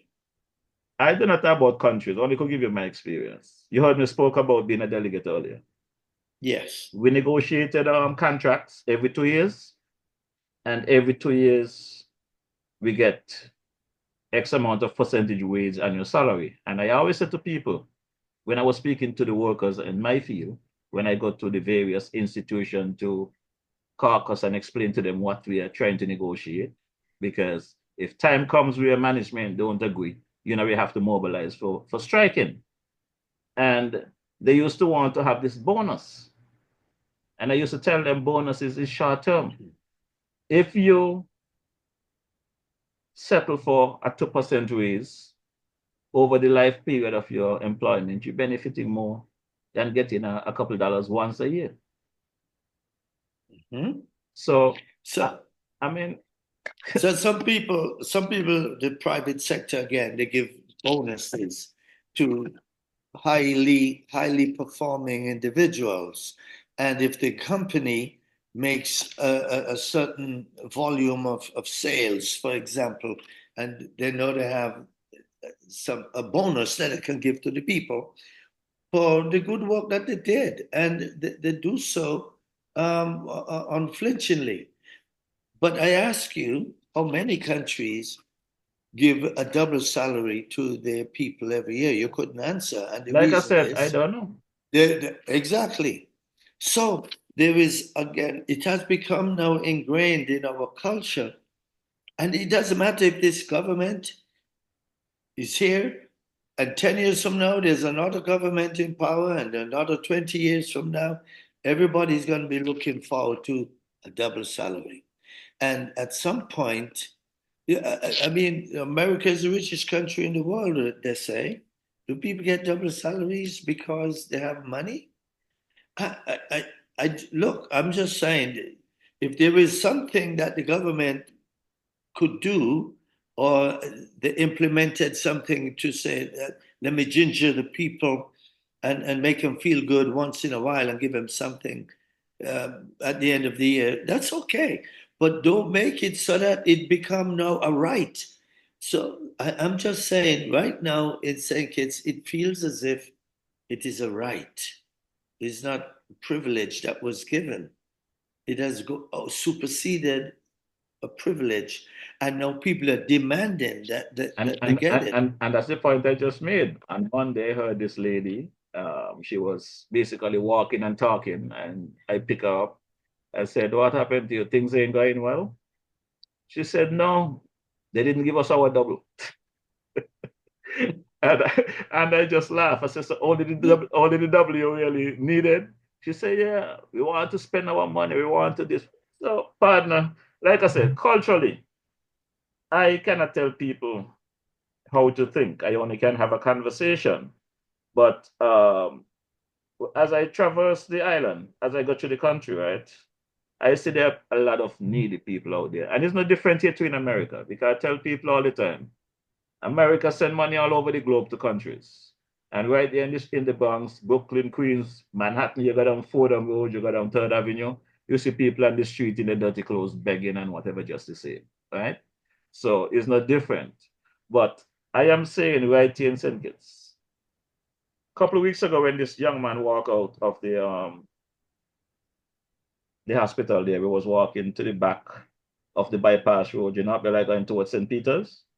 Yeah. I did not even know that area up there is like that. And there's a gentleman up there in an old bed. Call him crazy, just shouting and jumping and carrying and whatever. I did not know these things taking place in St. Kitts. And I'm saying, while we're out there talking about putting monies into double salary and giving monies to people just as for giving money's sake, why not we put something in place to take care of these people that cannot help themselves on the street? Put people to work. Our society has come too selfish. And that's the word I got to use. I cannot find another word to use. We are selfish people. And we're not thinking about country above self. I was speaking to Singing Jackie there at her event. And we were going down to a conversation that I had with the interview with her, I think was a couple of days before. And she reminded me to reverse our motto, country above self. When you reverse it, what you get? Self above country. Okay, but that is what we that is what. Listen, you know, this it has come. I think that we watch it. It's somebody used a term. I think I got it from the commissioner of police. He used what they call it, microwaves. We have become a microwave society. Everybody want it now, and they want it fast, and they want it immediately. Nobody wants to work for anything or do anything. Now, yes, there are some people on the street who are poor and needy. And we should help these people whenever we get that opportunity to help them. But another group of people that we tend to ignore are the homeless people with some psychological problems. Right. Those people need help, and we tease them, we laugh at them, we ignore them. You know how good I feel sometimes I see people buying some of these what we call crazy, buying them food and giving it to them, and buying them Coca-Cola or drinks, so that you know, we tend to overlook those people and think that these people are a threat to society. But let me say, these people, something is wrong with them, Marisha, and we don't help them.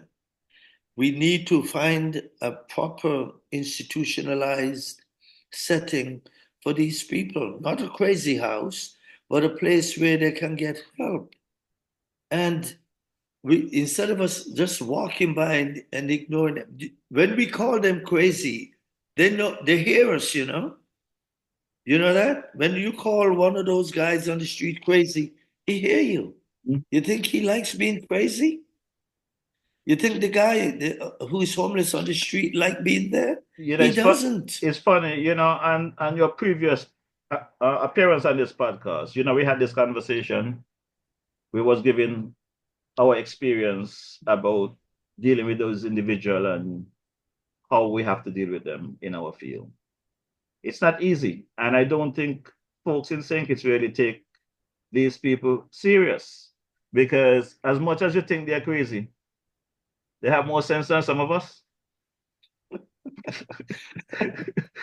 It's true, you know. I cannot disagree with that. You know. So they're not stupid people. They're very smart. It's just that they're in a bad situation. And they're not getting the necessary and proper help that is required to give them, to put them on the straight and narrow. It's just that we culturally, we laugh at you and we tease you. But these people need help. And luckily for us, our people who with the psychotic problems are not violent. Luckily for us. But if, you're from New York, you go to New York, you walk through a park in the middle of the day or middle of the night, some crazy man assault you. Yep. Or you're on the subway station. I just about to say, talking about in a park. You're going to somewhere, they just push you off the That's platform. Exactly. So luckily for us, our people who have some mental destabilization are not violent. Otherwise, a lot of us, they'll chop up a lot of us. Or we used to say, bite you up. Yeah. Our time is running out quickly, but I want to ask you a quick question. I have a statement I want to make, but I want to ask you a question first to see if the time you've been here, I think you're here more than a year now. Yes, sir. Yeah. As you travel around the island, do you see anyone or any pockets of poverty on the island? Well, let me answer it this way. There are some people who need work. And because they do not have work, life is very, very difficult for them.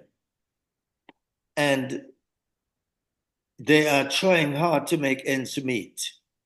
I do not want to use the word poverty. I used to think when I was a boy in St. Kitts, we didn't have a car. My family didn't have a car at all. We lived in a small house through an alley up Market Street. And I never felt as if I was poor. I had everything I needed. However, there were people I know, friends I know whose family had cars and they had, indoor plumbing and all of that stuff. We never had those kind of stuff. So when we say poverty, we have to be very careful. I wasn't poor in St. Kitts. It's when I went away, I realized I wasn't poor. I lived good in St. Kitts as a boy growing up. But I will say this.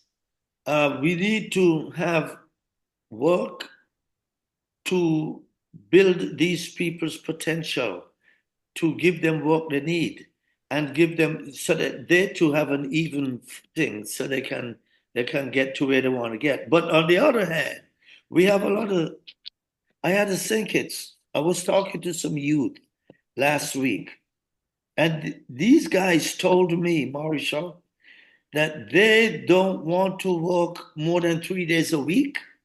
I'm not kidding you, eh? They told me they do not want to work more than 3 days a week, no jobs at all.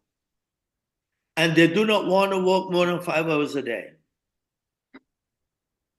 So with that mentality, I've had people who tell me that they have to bring people in from different countries to work in their industries because St. Kitts people don't want to work. Now, I don't know to what extent that is true. I do not know. But when I have 5 young men laughing and telling me, boy, we don't want to work nobody work 5 days a week anymore. Only idiots do that. That's what they told me. So can you imagine?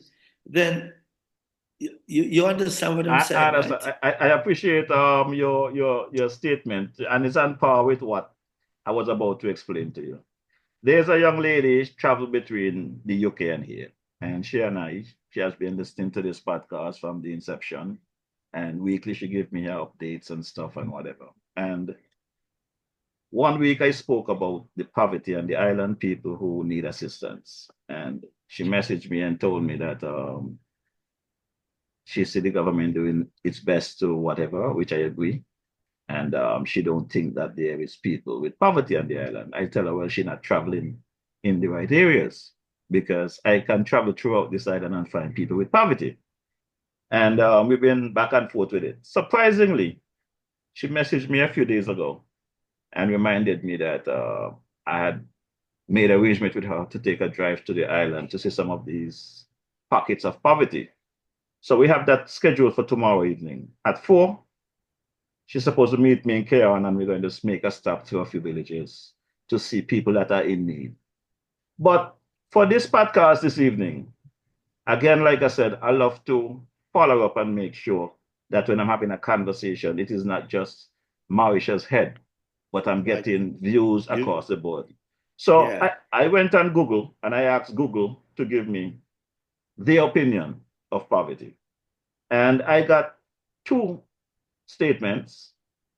One is poverty is a state of not having enough money or resources to meet basic needs, such as food, clothing, and shelter. And I can refer to the ability to participate in activities that are customary to society, such as you could go any place and buy something to eat, and everybody can do that, right? So that's poverty. Now, you have another statement. It says absolute poverty is defined as lack of sufficient resources with which keep a body and soul together.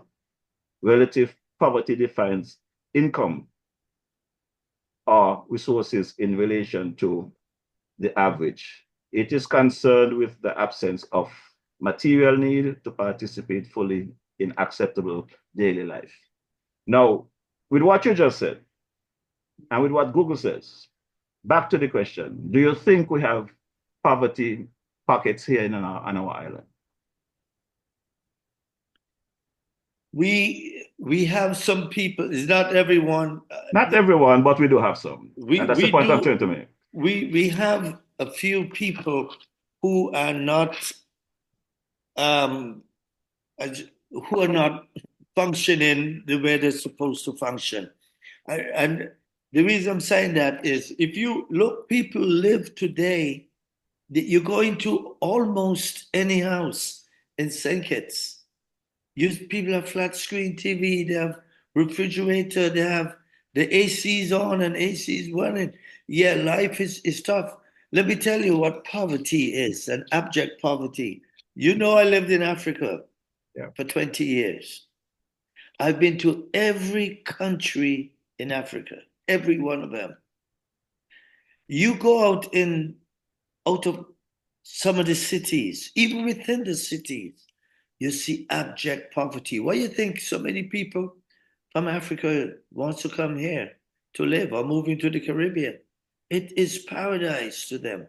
If you see poverty in other countries, St. Kitts is a mecca compared to those countries.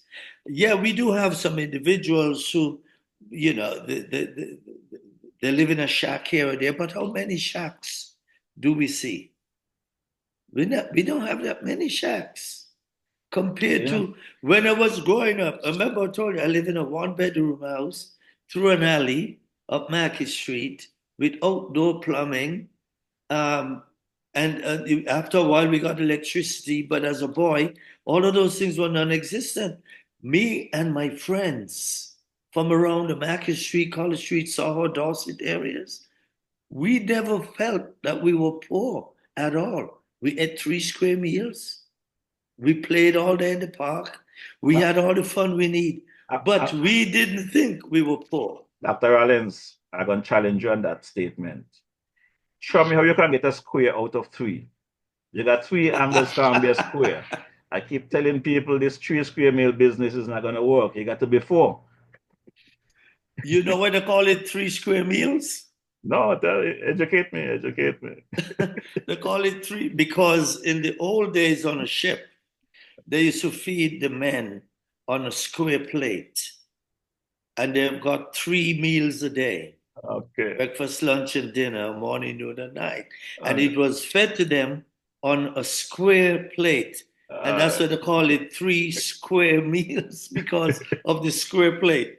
So, yeah, you can't get 3 out of a square, but mathematically you can. But it's a good one, though. Yeah. Partner, I'll be honest with you. Like I said, tomorrow evening, the young lady and I are going to meet. We're going to take a drive to the island, try to speak to a few people. But I want to say to you, Doctor, Rollins. I appreciate you taking the time out this evening and come here to have this conversation. Again, it's not everything that we're going to say here and this podcast everybody will agree with. Absolutely. And we cannot say everything in 2 hours. But I can say to you, I think we have touched on some very serious matters in this regard. And I want to believe that whatever you can do to address some of these issues, you will. So I'm going to drop another track like I normally do. I'm going to give you a chance to do your closing because we're at the top of the hour. It's about 6:48. Yeah. And I mean, 7:48, sorry. And I sign off at 8. I don't plan to go overtime unnecessarily. But, you know, you're always welcome. You don't have to wait for me to call you a doctor. Really? Man, you could call me and say, I wish I want to come chat with you this next week or whatever. Just come and I told the commissioner the same thing, you know.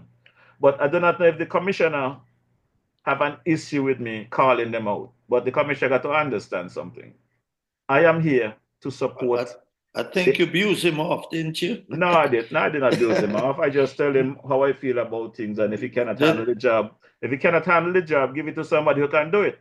But I love the man. I respect him. Is the one with cons? Well, that's what I still on it. Nothing changed.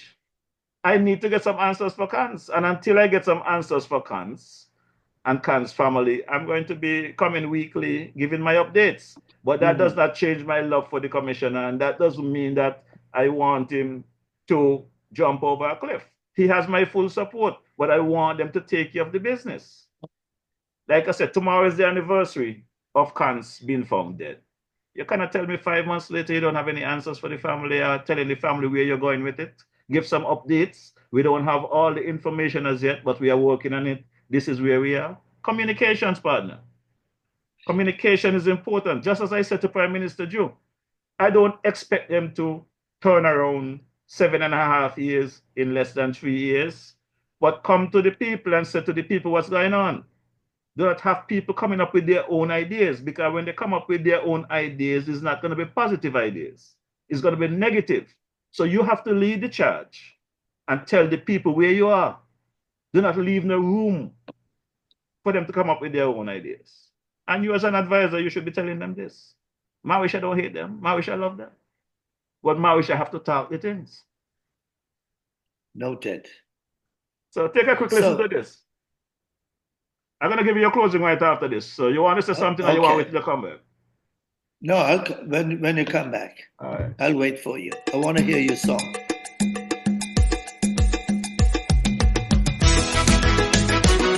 Two islands, one country, A and B, Antigua, Barbuda. Like we have lost our sanity and we are ready to sink this country. Toot Moon and Sam must share the blame for spoiling our country's name. The contributor is really to our nation's downfall. Oh my, we're not patriotic at all. But in fighting together, not among one another, is the only war we should wage. Only sober decision will prove we have come of age. Every citizen to the cause of justice must rise. We must live together and not rationalize. We're dedicated to your country, cause with body, mind and soul. We have a nation to win, a nation to win, a country to hold. We have a nation to win, a country to hold.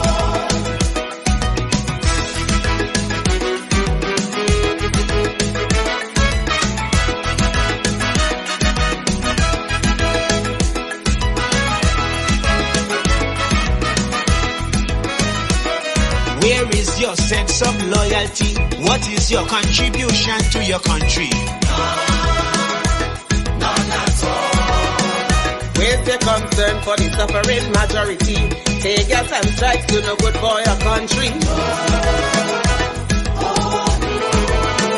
We have been afraid to make a success of this nation, but we fight and flight, no brain coordination. Whether we fighting together, not among one another, is the only war we should wage. have come of age. Every citizen to the cause of justice must rise. We must live together and not fractionize. Dedicated to your country, body, mind, and soul. We have a nation to win, a nation to win, a country to hold. We have a nation to win, a country to hold.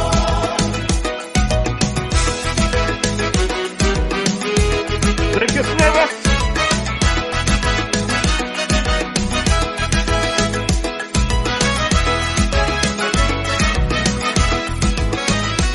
We're too preoccupied with politics.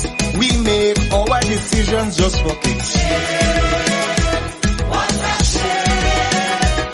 Various diseases are on the rise. To these and more, we're closing our eyes. Let's get down to the task of nation building one and all. And as the anthem says, let me rise to our country's call. When it's fighting together, not among one another, is the only war we should wage. Only sober decisions will prove we have come of age. Every citizen to the cause of justice must rise. We must get together and not fractionize. Dedicated to your country, cause body, mind, and soul. We have a nation to win, a nation to win, a country to hold. We have a nation to win, a country to hold.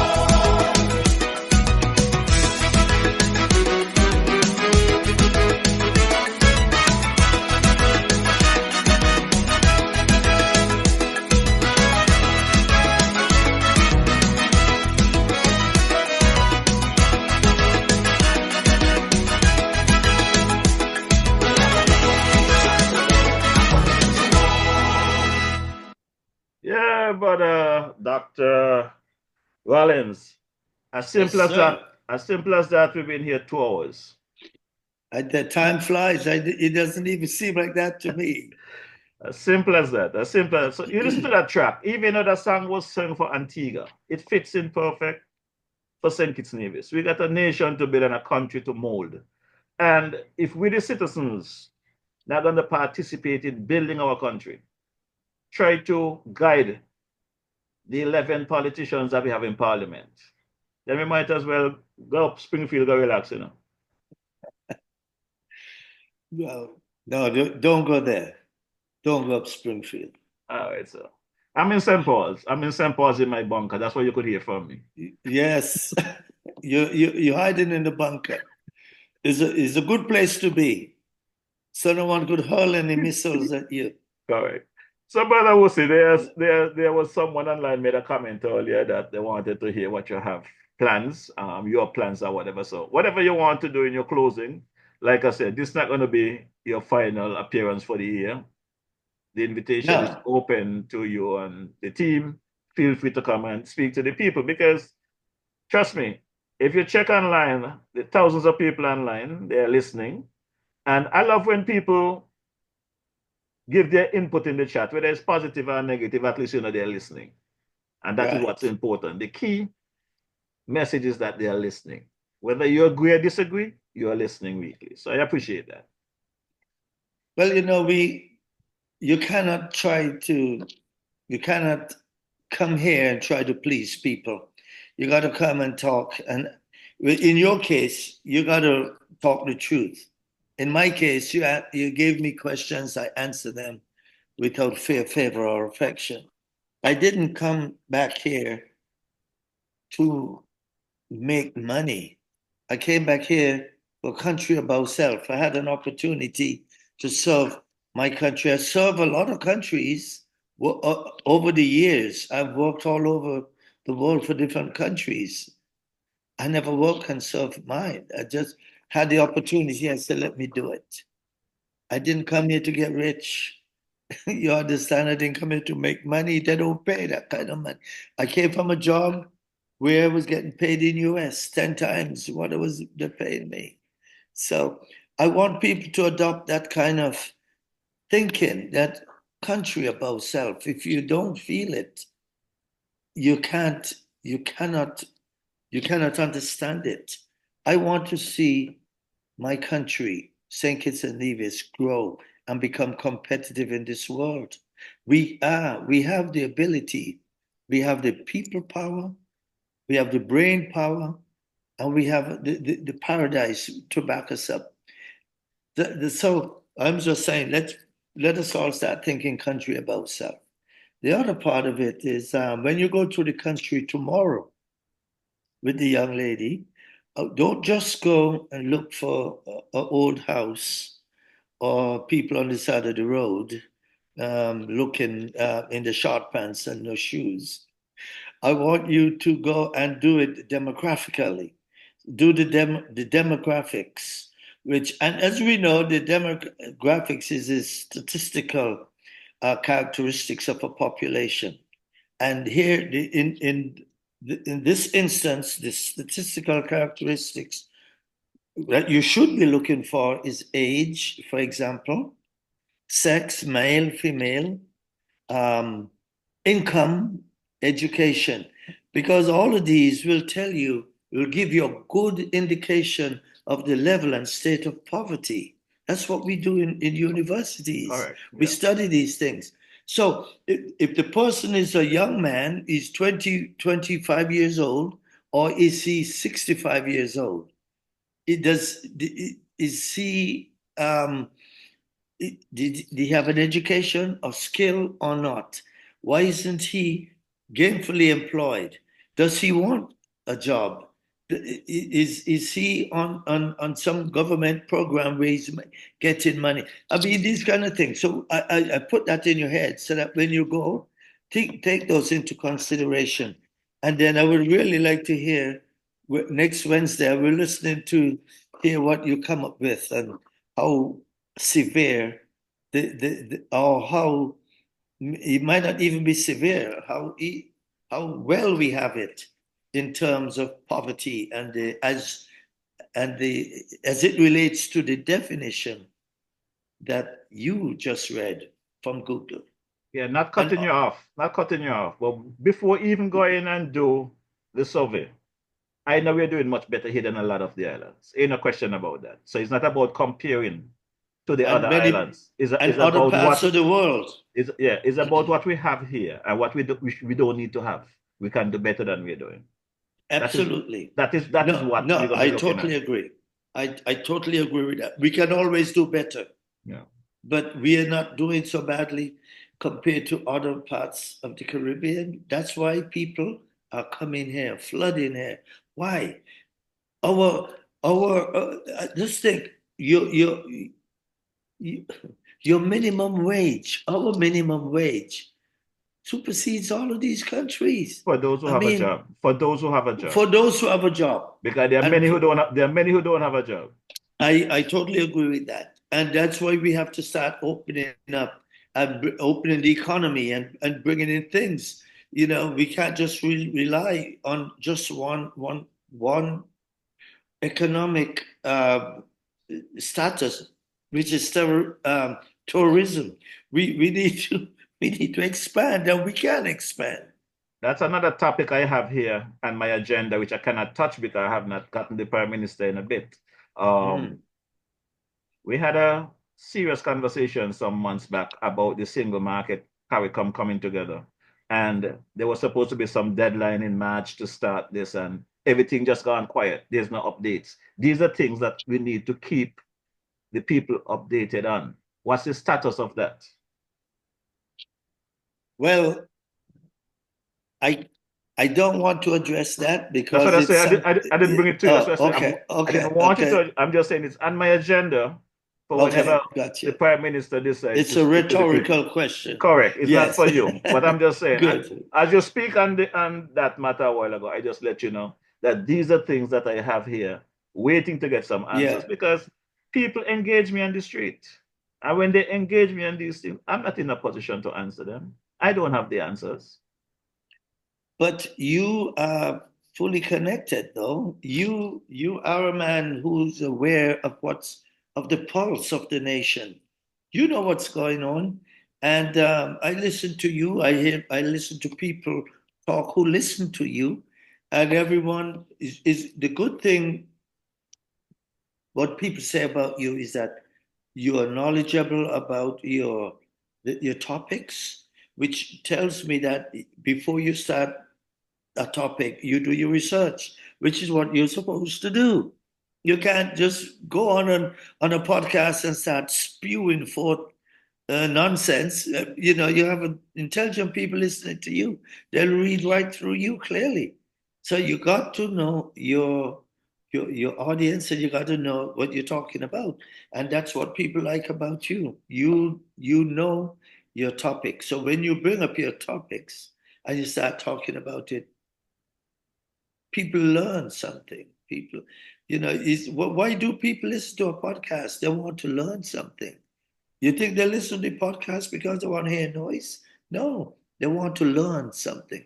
When they walk away with whoever your guests are, they want to hear, when they leave, they want to say, wow, I didn't know that. Wow. Oh, okay. So that's why this is this. And that's why that is that. People want to learn. That's why they tune in. And also, you got to be credible. And that's why I think you have such a great audience, and why people tend to love you and admire you. Yeah, well, I try to keep up the good work, and it's funny, I didn't go out much over the season, but I was surprised the people that did see me, thanking me and asking me not to give up on the podcast. So I'm going to try my best to continue. There's a great amount of people online, Dr. Rollins. I cannot say hello to everybody. I know you have a few friends on here as well. So let me just take a quick scroll through, and if you have anything else to say, I'll be running out of here in a bit because it's now 4 minutes after 8, so I'm already in 4 minutes overtime. No matter how I try to work on a 2-hour show, somebody managed to get me over that that 2-hour show. So, Brother George is a testament to you and what you do. Yes, sir. Yeah, Brother George Morris there watching. Good evening, sir. Welcome over there in the Florida area. Smelter Jeffers. Good evening, Mary Nolan. Welcome to the ride. Petterlin Carey. Damien Jeffries, welcome to the ride. Janet Grell Hull, Avril Dickinson, Carleen Dickinson, Adessa Dorr, Gareth Payne over there in the Toronto area. How is the weather there, my brother? Kitisham King, Alvin Brown, one of our stalwarts there. Veronica Roberts, Aston Buchanan, Desmond Gums, Chester Watson, former Old Rhodian there, someplace in the USA. Marvin Hanley, Dr. Leader, how are you doing? Hope all is well. Loretta Clark Quilly, Marcia Smith, my girl there in Tortola, British VI. Happy New Year, Queen. Lucille Webster, Marsha Richards, Wanda Brown, Marvin Phillip, I guess that's the Yankee man there in the Florida area. Sylvia Ward, Diane Francis, Ione Burgundy, IY Burgundy, sorry, Roland Archibald, Sister Cora Bennett, good evening, how are you doing? Ivan Delevere, welcome, Centric Daniel, Ivan Jeffords. We also have one of our king there, the King Ivan Sweeney. Welcome to the ride, my brother. Gemini Nisbet, Tony Kane, Sebastian Williams over there in the Connecticut area. Welcome to the ride, brother Curtis Cook. Campbell Warner, Hilla Brown there in the Virgin Islands, Tessa Libert, Melissa Pemberton, Deborah Jeffers, Martina Armstrong, Omin Evelyn, Hazel Clarkson, good evening, sister. Thanks for your usual contribution and support. Angela Zakers, Leroy Thompson, Brother Myla Bakshriman, welcome to the ride. How are you doing? Pat Brooks.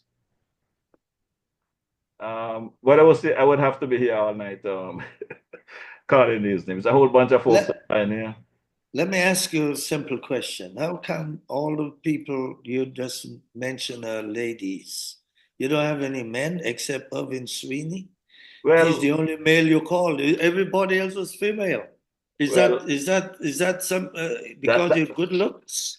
Your charm? Is that a testament? What do you think that is? Because there's another man here, but my partner P. Eustace Hendrickson over there in the Texas area. He's here. He said good night as well.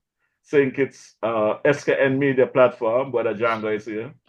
Carl Joseph, Desmond Claxton, the King Chubby is here. Douglas Shaw over there in the Douglas Shaw, yeah, over there in the yeah, Florida Master area. Chief. Yeah, Master Chief. Yep. Yeah, Master Chief. You can say good night. He's on listening. Edward. He's a big man. He's a Hugh big Daly, man. yeah, Hugh Daly. Yeah, there's both men and women, but the list is so long that we will have to be here for a period of time to call them out.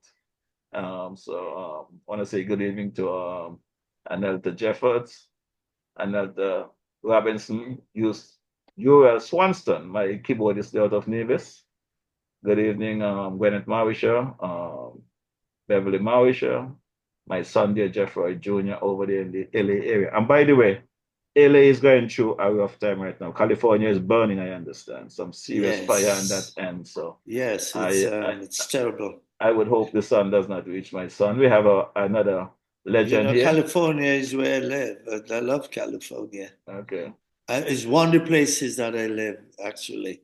And I spent most of my time out of St. Kitts in California. Okay. So when it's burning like this, I tend to feel terrible. Yeah. You have another stalwart here in line. I don't know if you ever heard of Edmond Sadio. He's a gentleman from Nevis in Brooklyn that started the Century 21 real estate. Yeah, he's online. Yeah, these guys. He can hear you. He can hear you. You can say good night. He can hear you. Yeah, good night, Edmond Sadio. You know, when we used to go to New York with the band, he was one of the guys who used to take care of us. Yeah. Good man. Yeah, a lot of good folks there in the USA. Maureen Phillips, Javel Molly, Raymond Francis, Alvin Tudo. Yeah, we cannot Carmen Henry, Annette Franks. Good evening. How are you doing? Welcome to the ride. There's a good amount of people online, like I said. I cannot call out the thousands of names weekly, but I can thank them. Annette Franks, Annette Franks is a good criminologist. You know that. I heard that, and you didn't know that. I didn't. I heard of her. I maybe she see me and knows me. I don't know. I have never met her in person. I decided I wanted to take some time out to see her in person and have a conversation because I think she has some great ideas. So I'm going to try and make some time and catch up with her. And if she's going to try to meet with her as well. I'm just about to say, if she's such a good criminologist, why she's not on staff with you guys? Well, I didn't meet her on staff, so I don't know why she was not. So I want to meet with her and chat with her one day. I'm asking you to do that. We can do. Yeah, see what can happen because we need to utilize all of our citizens as much as possible to break the camel back, as they would say, with these things that are going on out there. So we'll see. I mean, you and I met through music, believe it or not, and meeting you at this level in a different capacity. As I said, because of the person I know you can do it. I still have confidence in you. Thank you for that. And I look forward to your continued work. And I look forward to having conversation with you as the time goes along. And my advice to you, governments and politicians seems to have a problem coming to the people when things go wrong.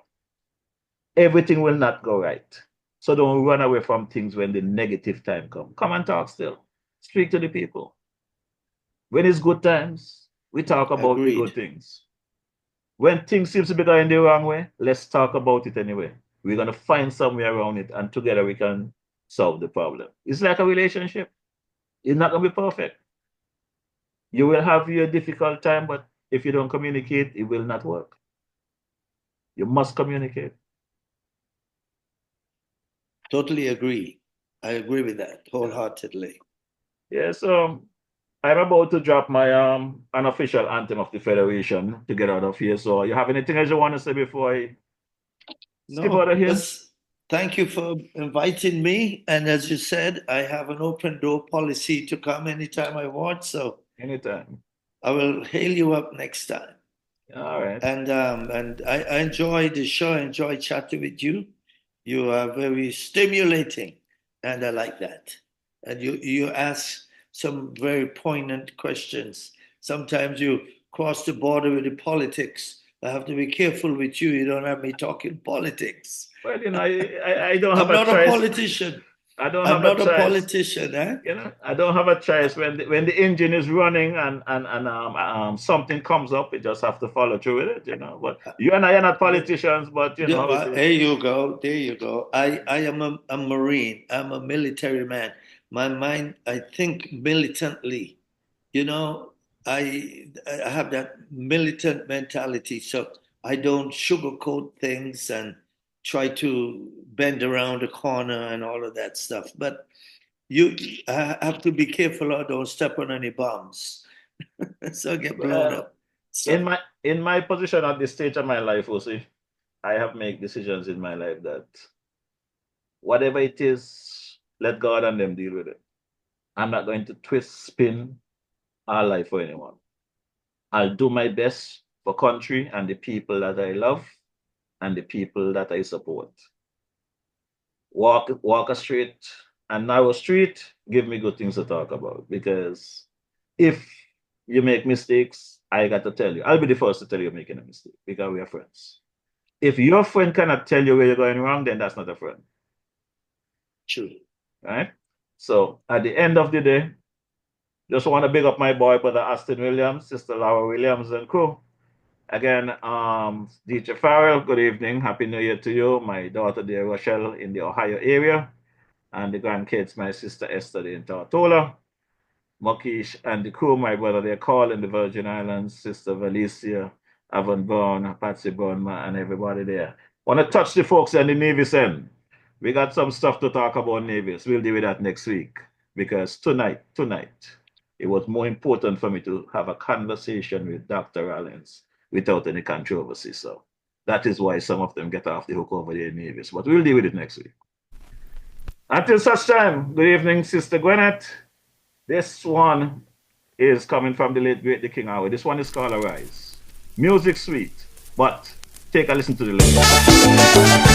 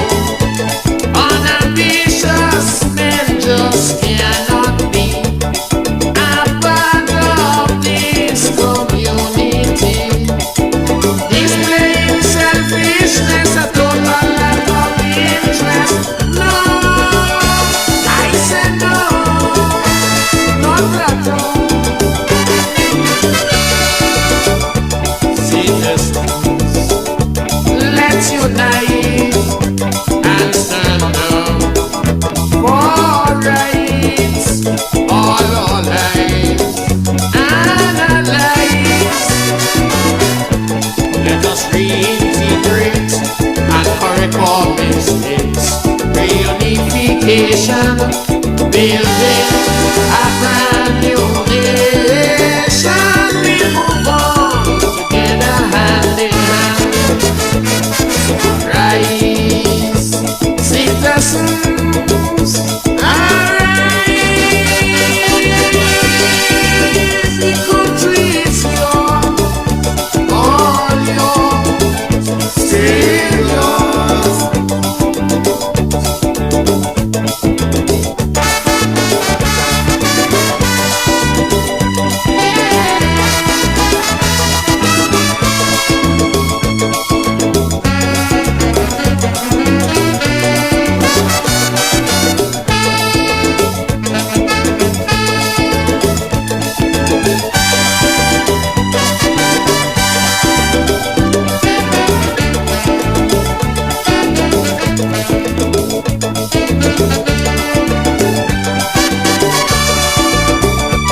Can your conscience be clear?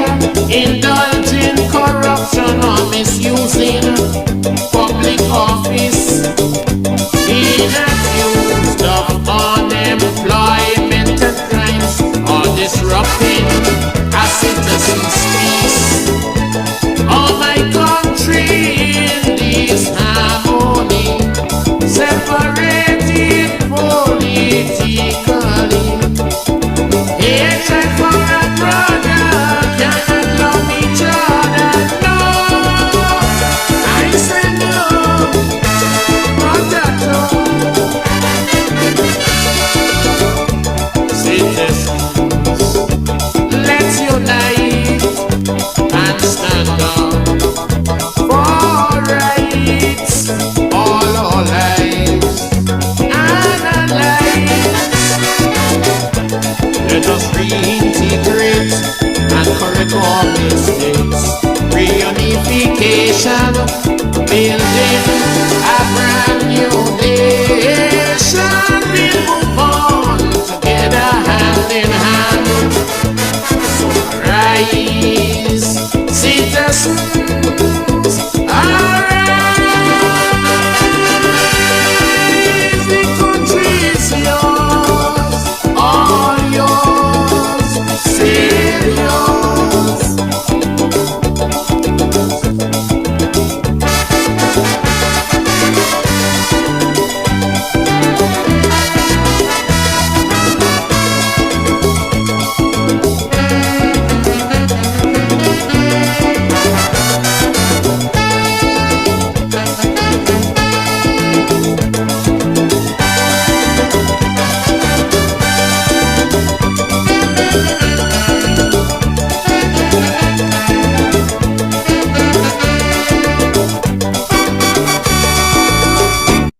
Yes, my good people, and with that track, that brings us to the end of another successful evening here at the DJ Marisha podcast. First one for 2025.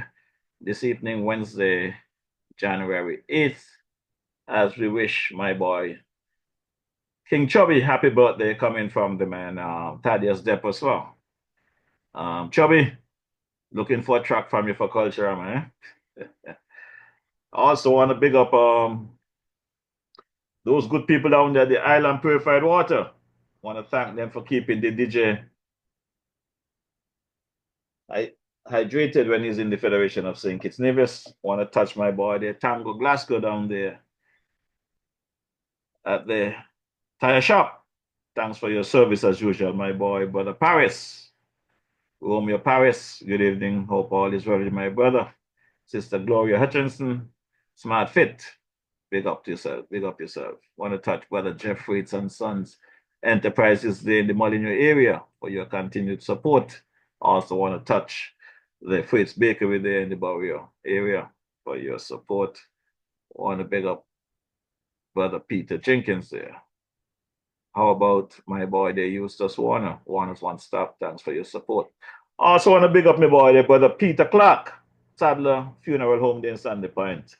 This afternoon coming to Sandy Point, I saw Peter working in a casket there, so I couldn't get away from him. I had to pull over and go and check him.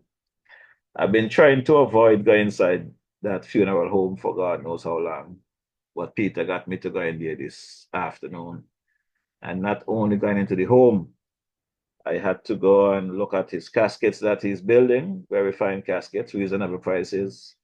I also had to go and look into his refrigerator because he said people give him bad names, so his fridge ain't working. So he wanted to make sure that I see that the fridge is working and let the people know. So he opened his fridge door. There was a couple of bodies in there, and the DJ don't want to deal with any dead bodies, but they was covered. And he bent down, pick up a bottle of Island purified water, the big one, and he said, "You see this hard ice? This is how I test my refrigerator. Apart from the thermostat, I have a bottle of water sitting there. And as long as that bottle is frozen, I know it's working good. Anytime it melts, then I know there's a problem with the refrigerator." So I am saying to you folks that Peter is doing a good thing there at the Sadler Funeral Home. I can attest to that. Give him your continued support, and his prices are reasonable. And for those of you out there speeding and taking over around corners and stuff, looking for a resting place, Sadler don't refuse people. Peter will be happy to accommodate you when you do that. Just don't take anyone else with you. Take yourself, and we're good with that, since that's the way you guys want to go. Because Peter have a whole bunch of those things there, sitting down, ready to accommodate any one of you who want to do a little final resting. I want to say good evening to my godmother there, Sister Joyce Bedford. How are you doing, Golly? And Brother Bedford, hope all is well. My father, Alfonso in St. Thomas. Good evening, my sister Alicia there in the New York area. Sherry George. Hope all is well with you guys. Until such time as we meet again next Wednesday, same place, same time, 6 p.m. DJ Marisha is saying,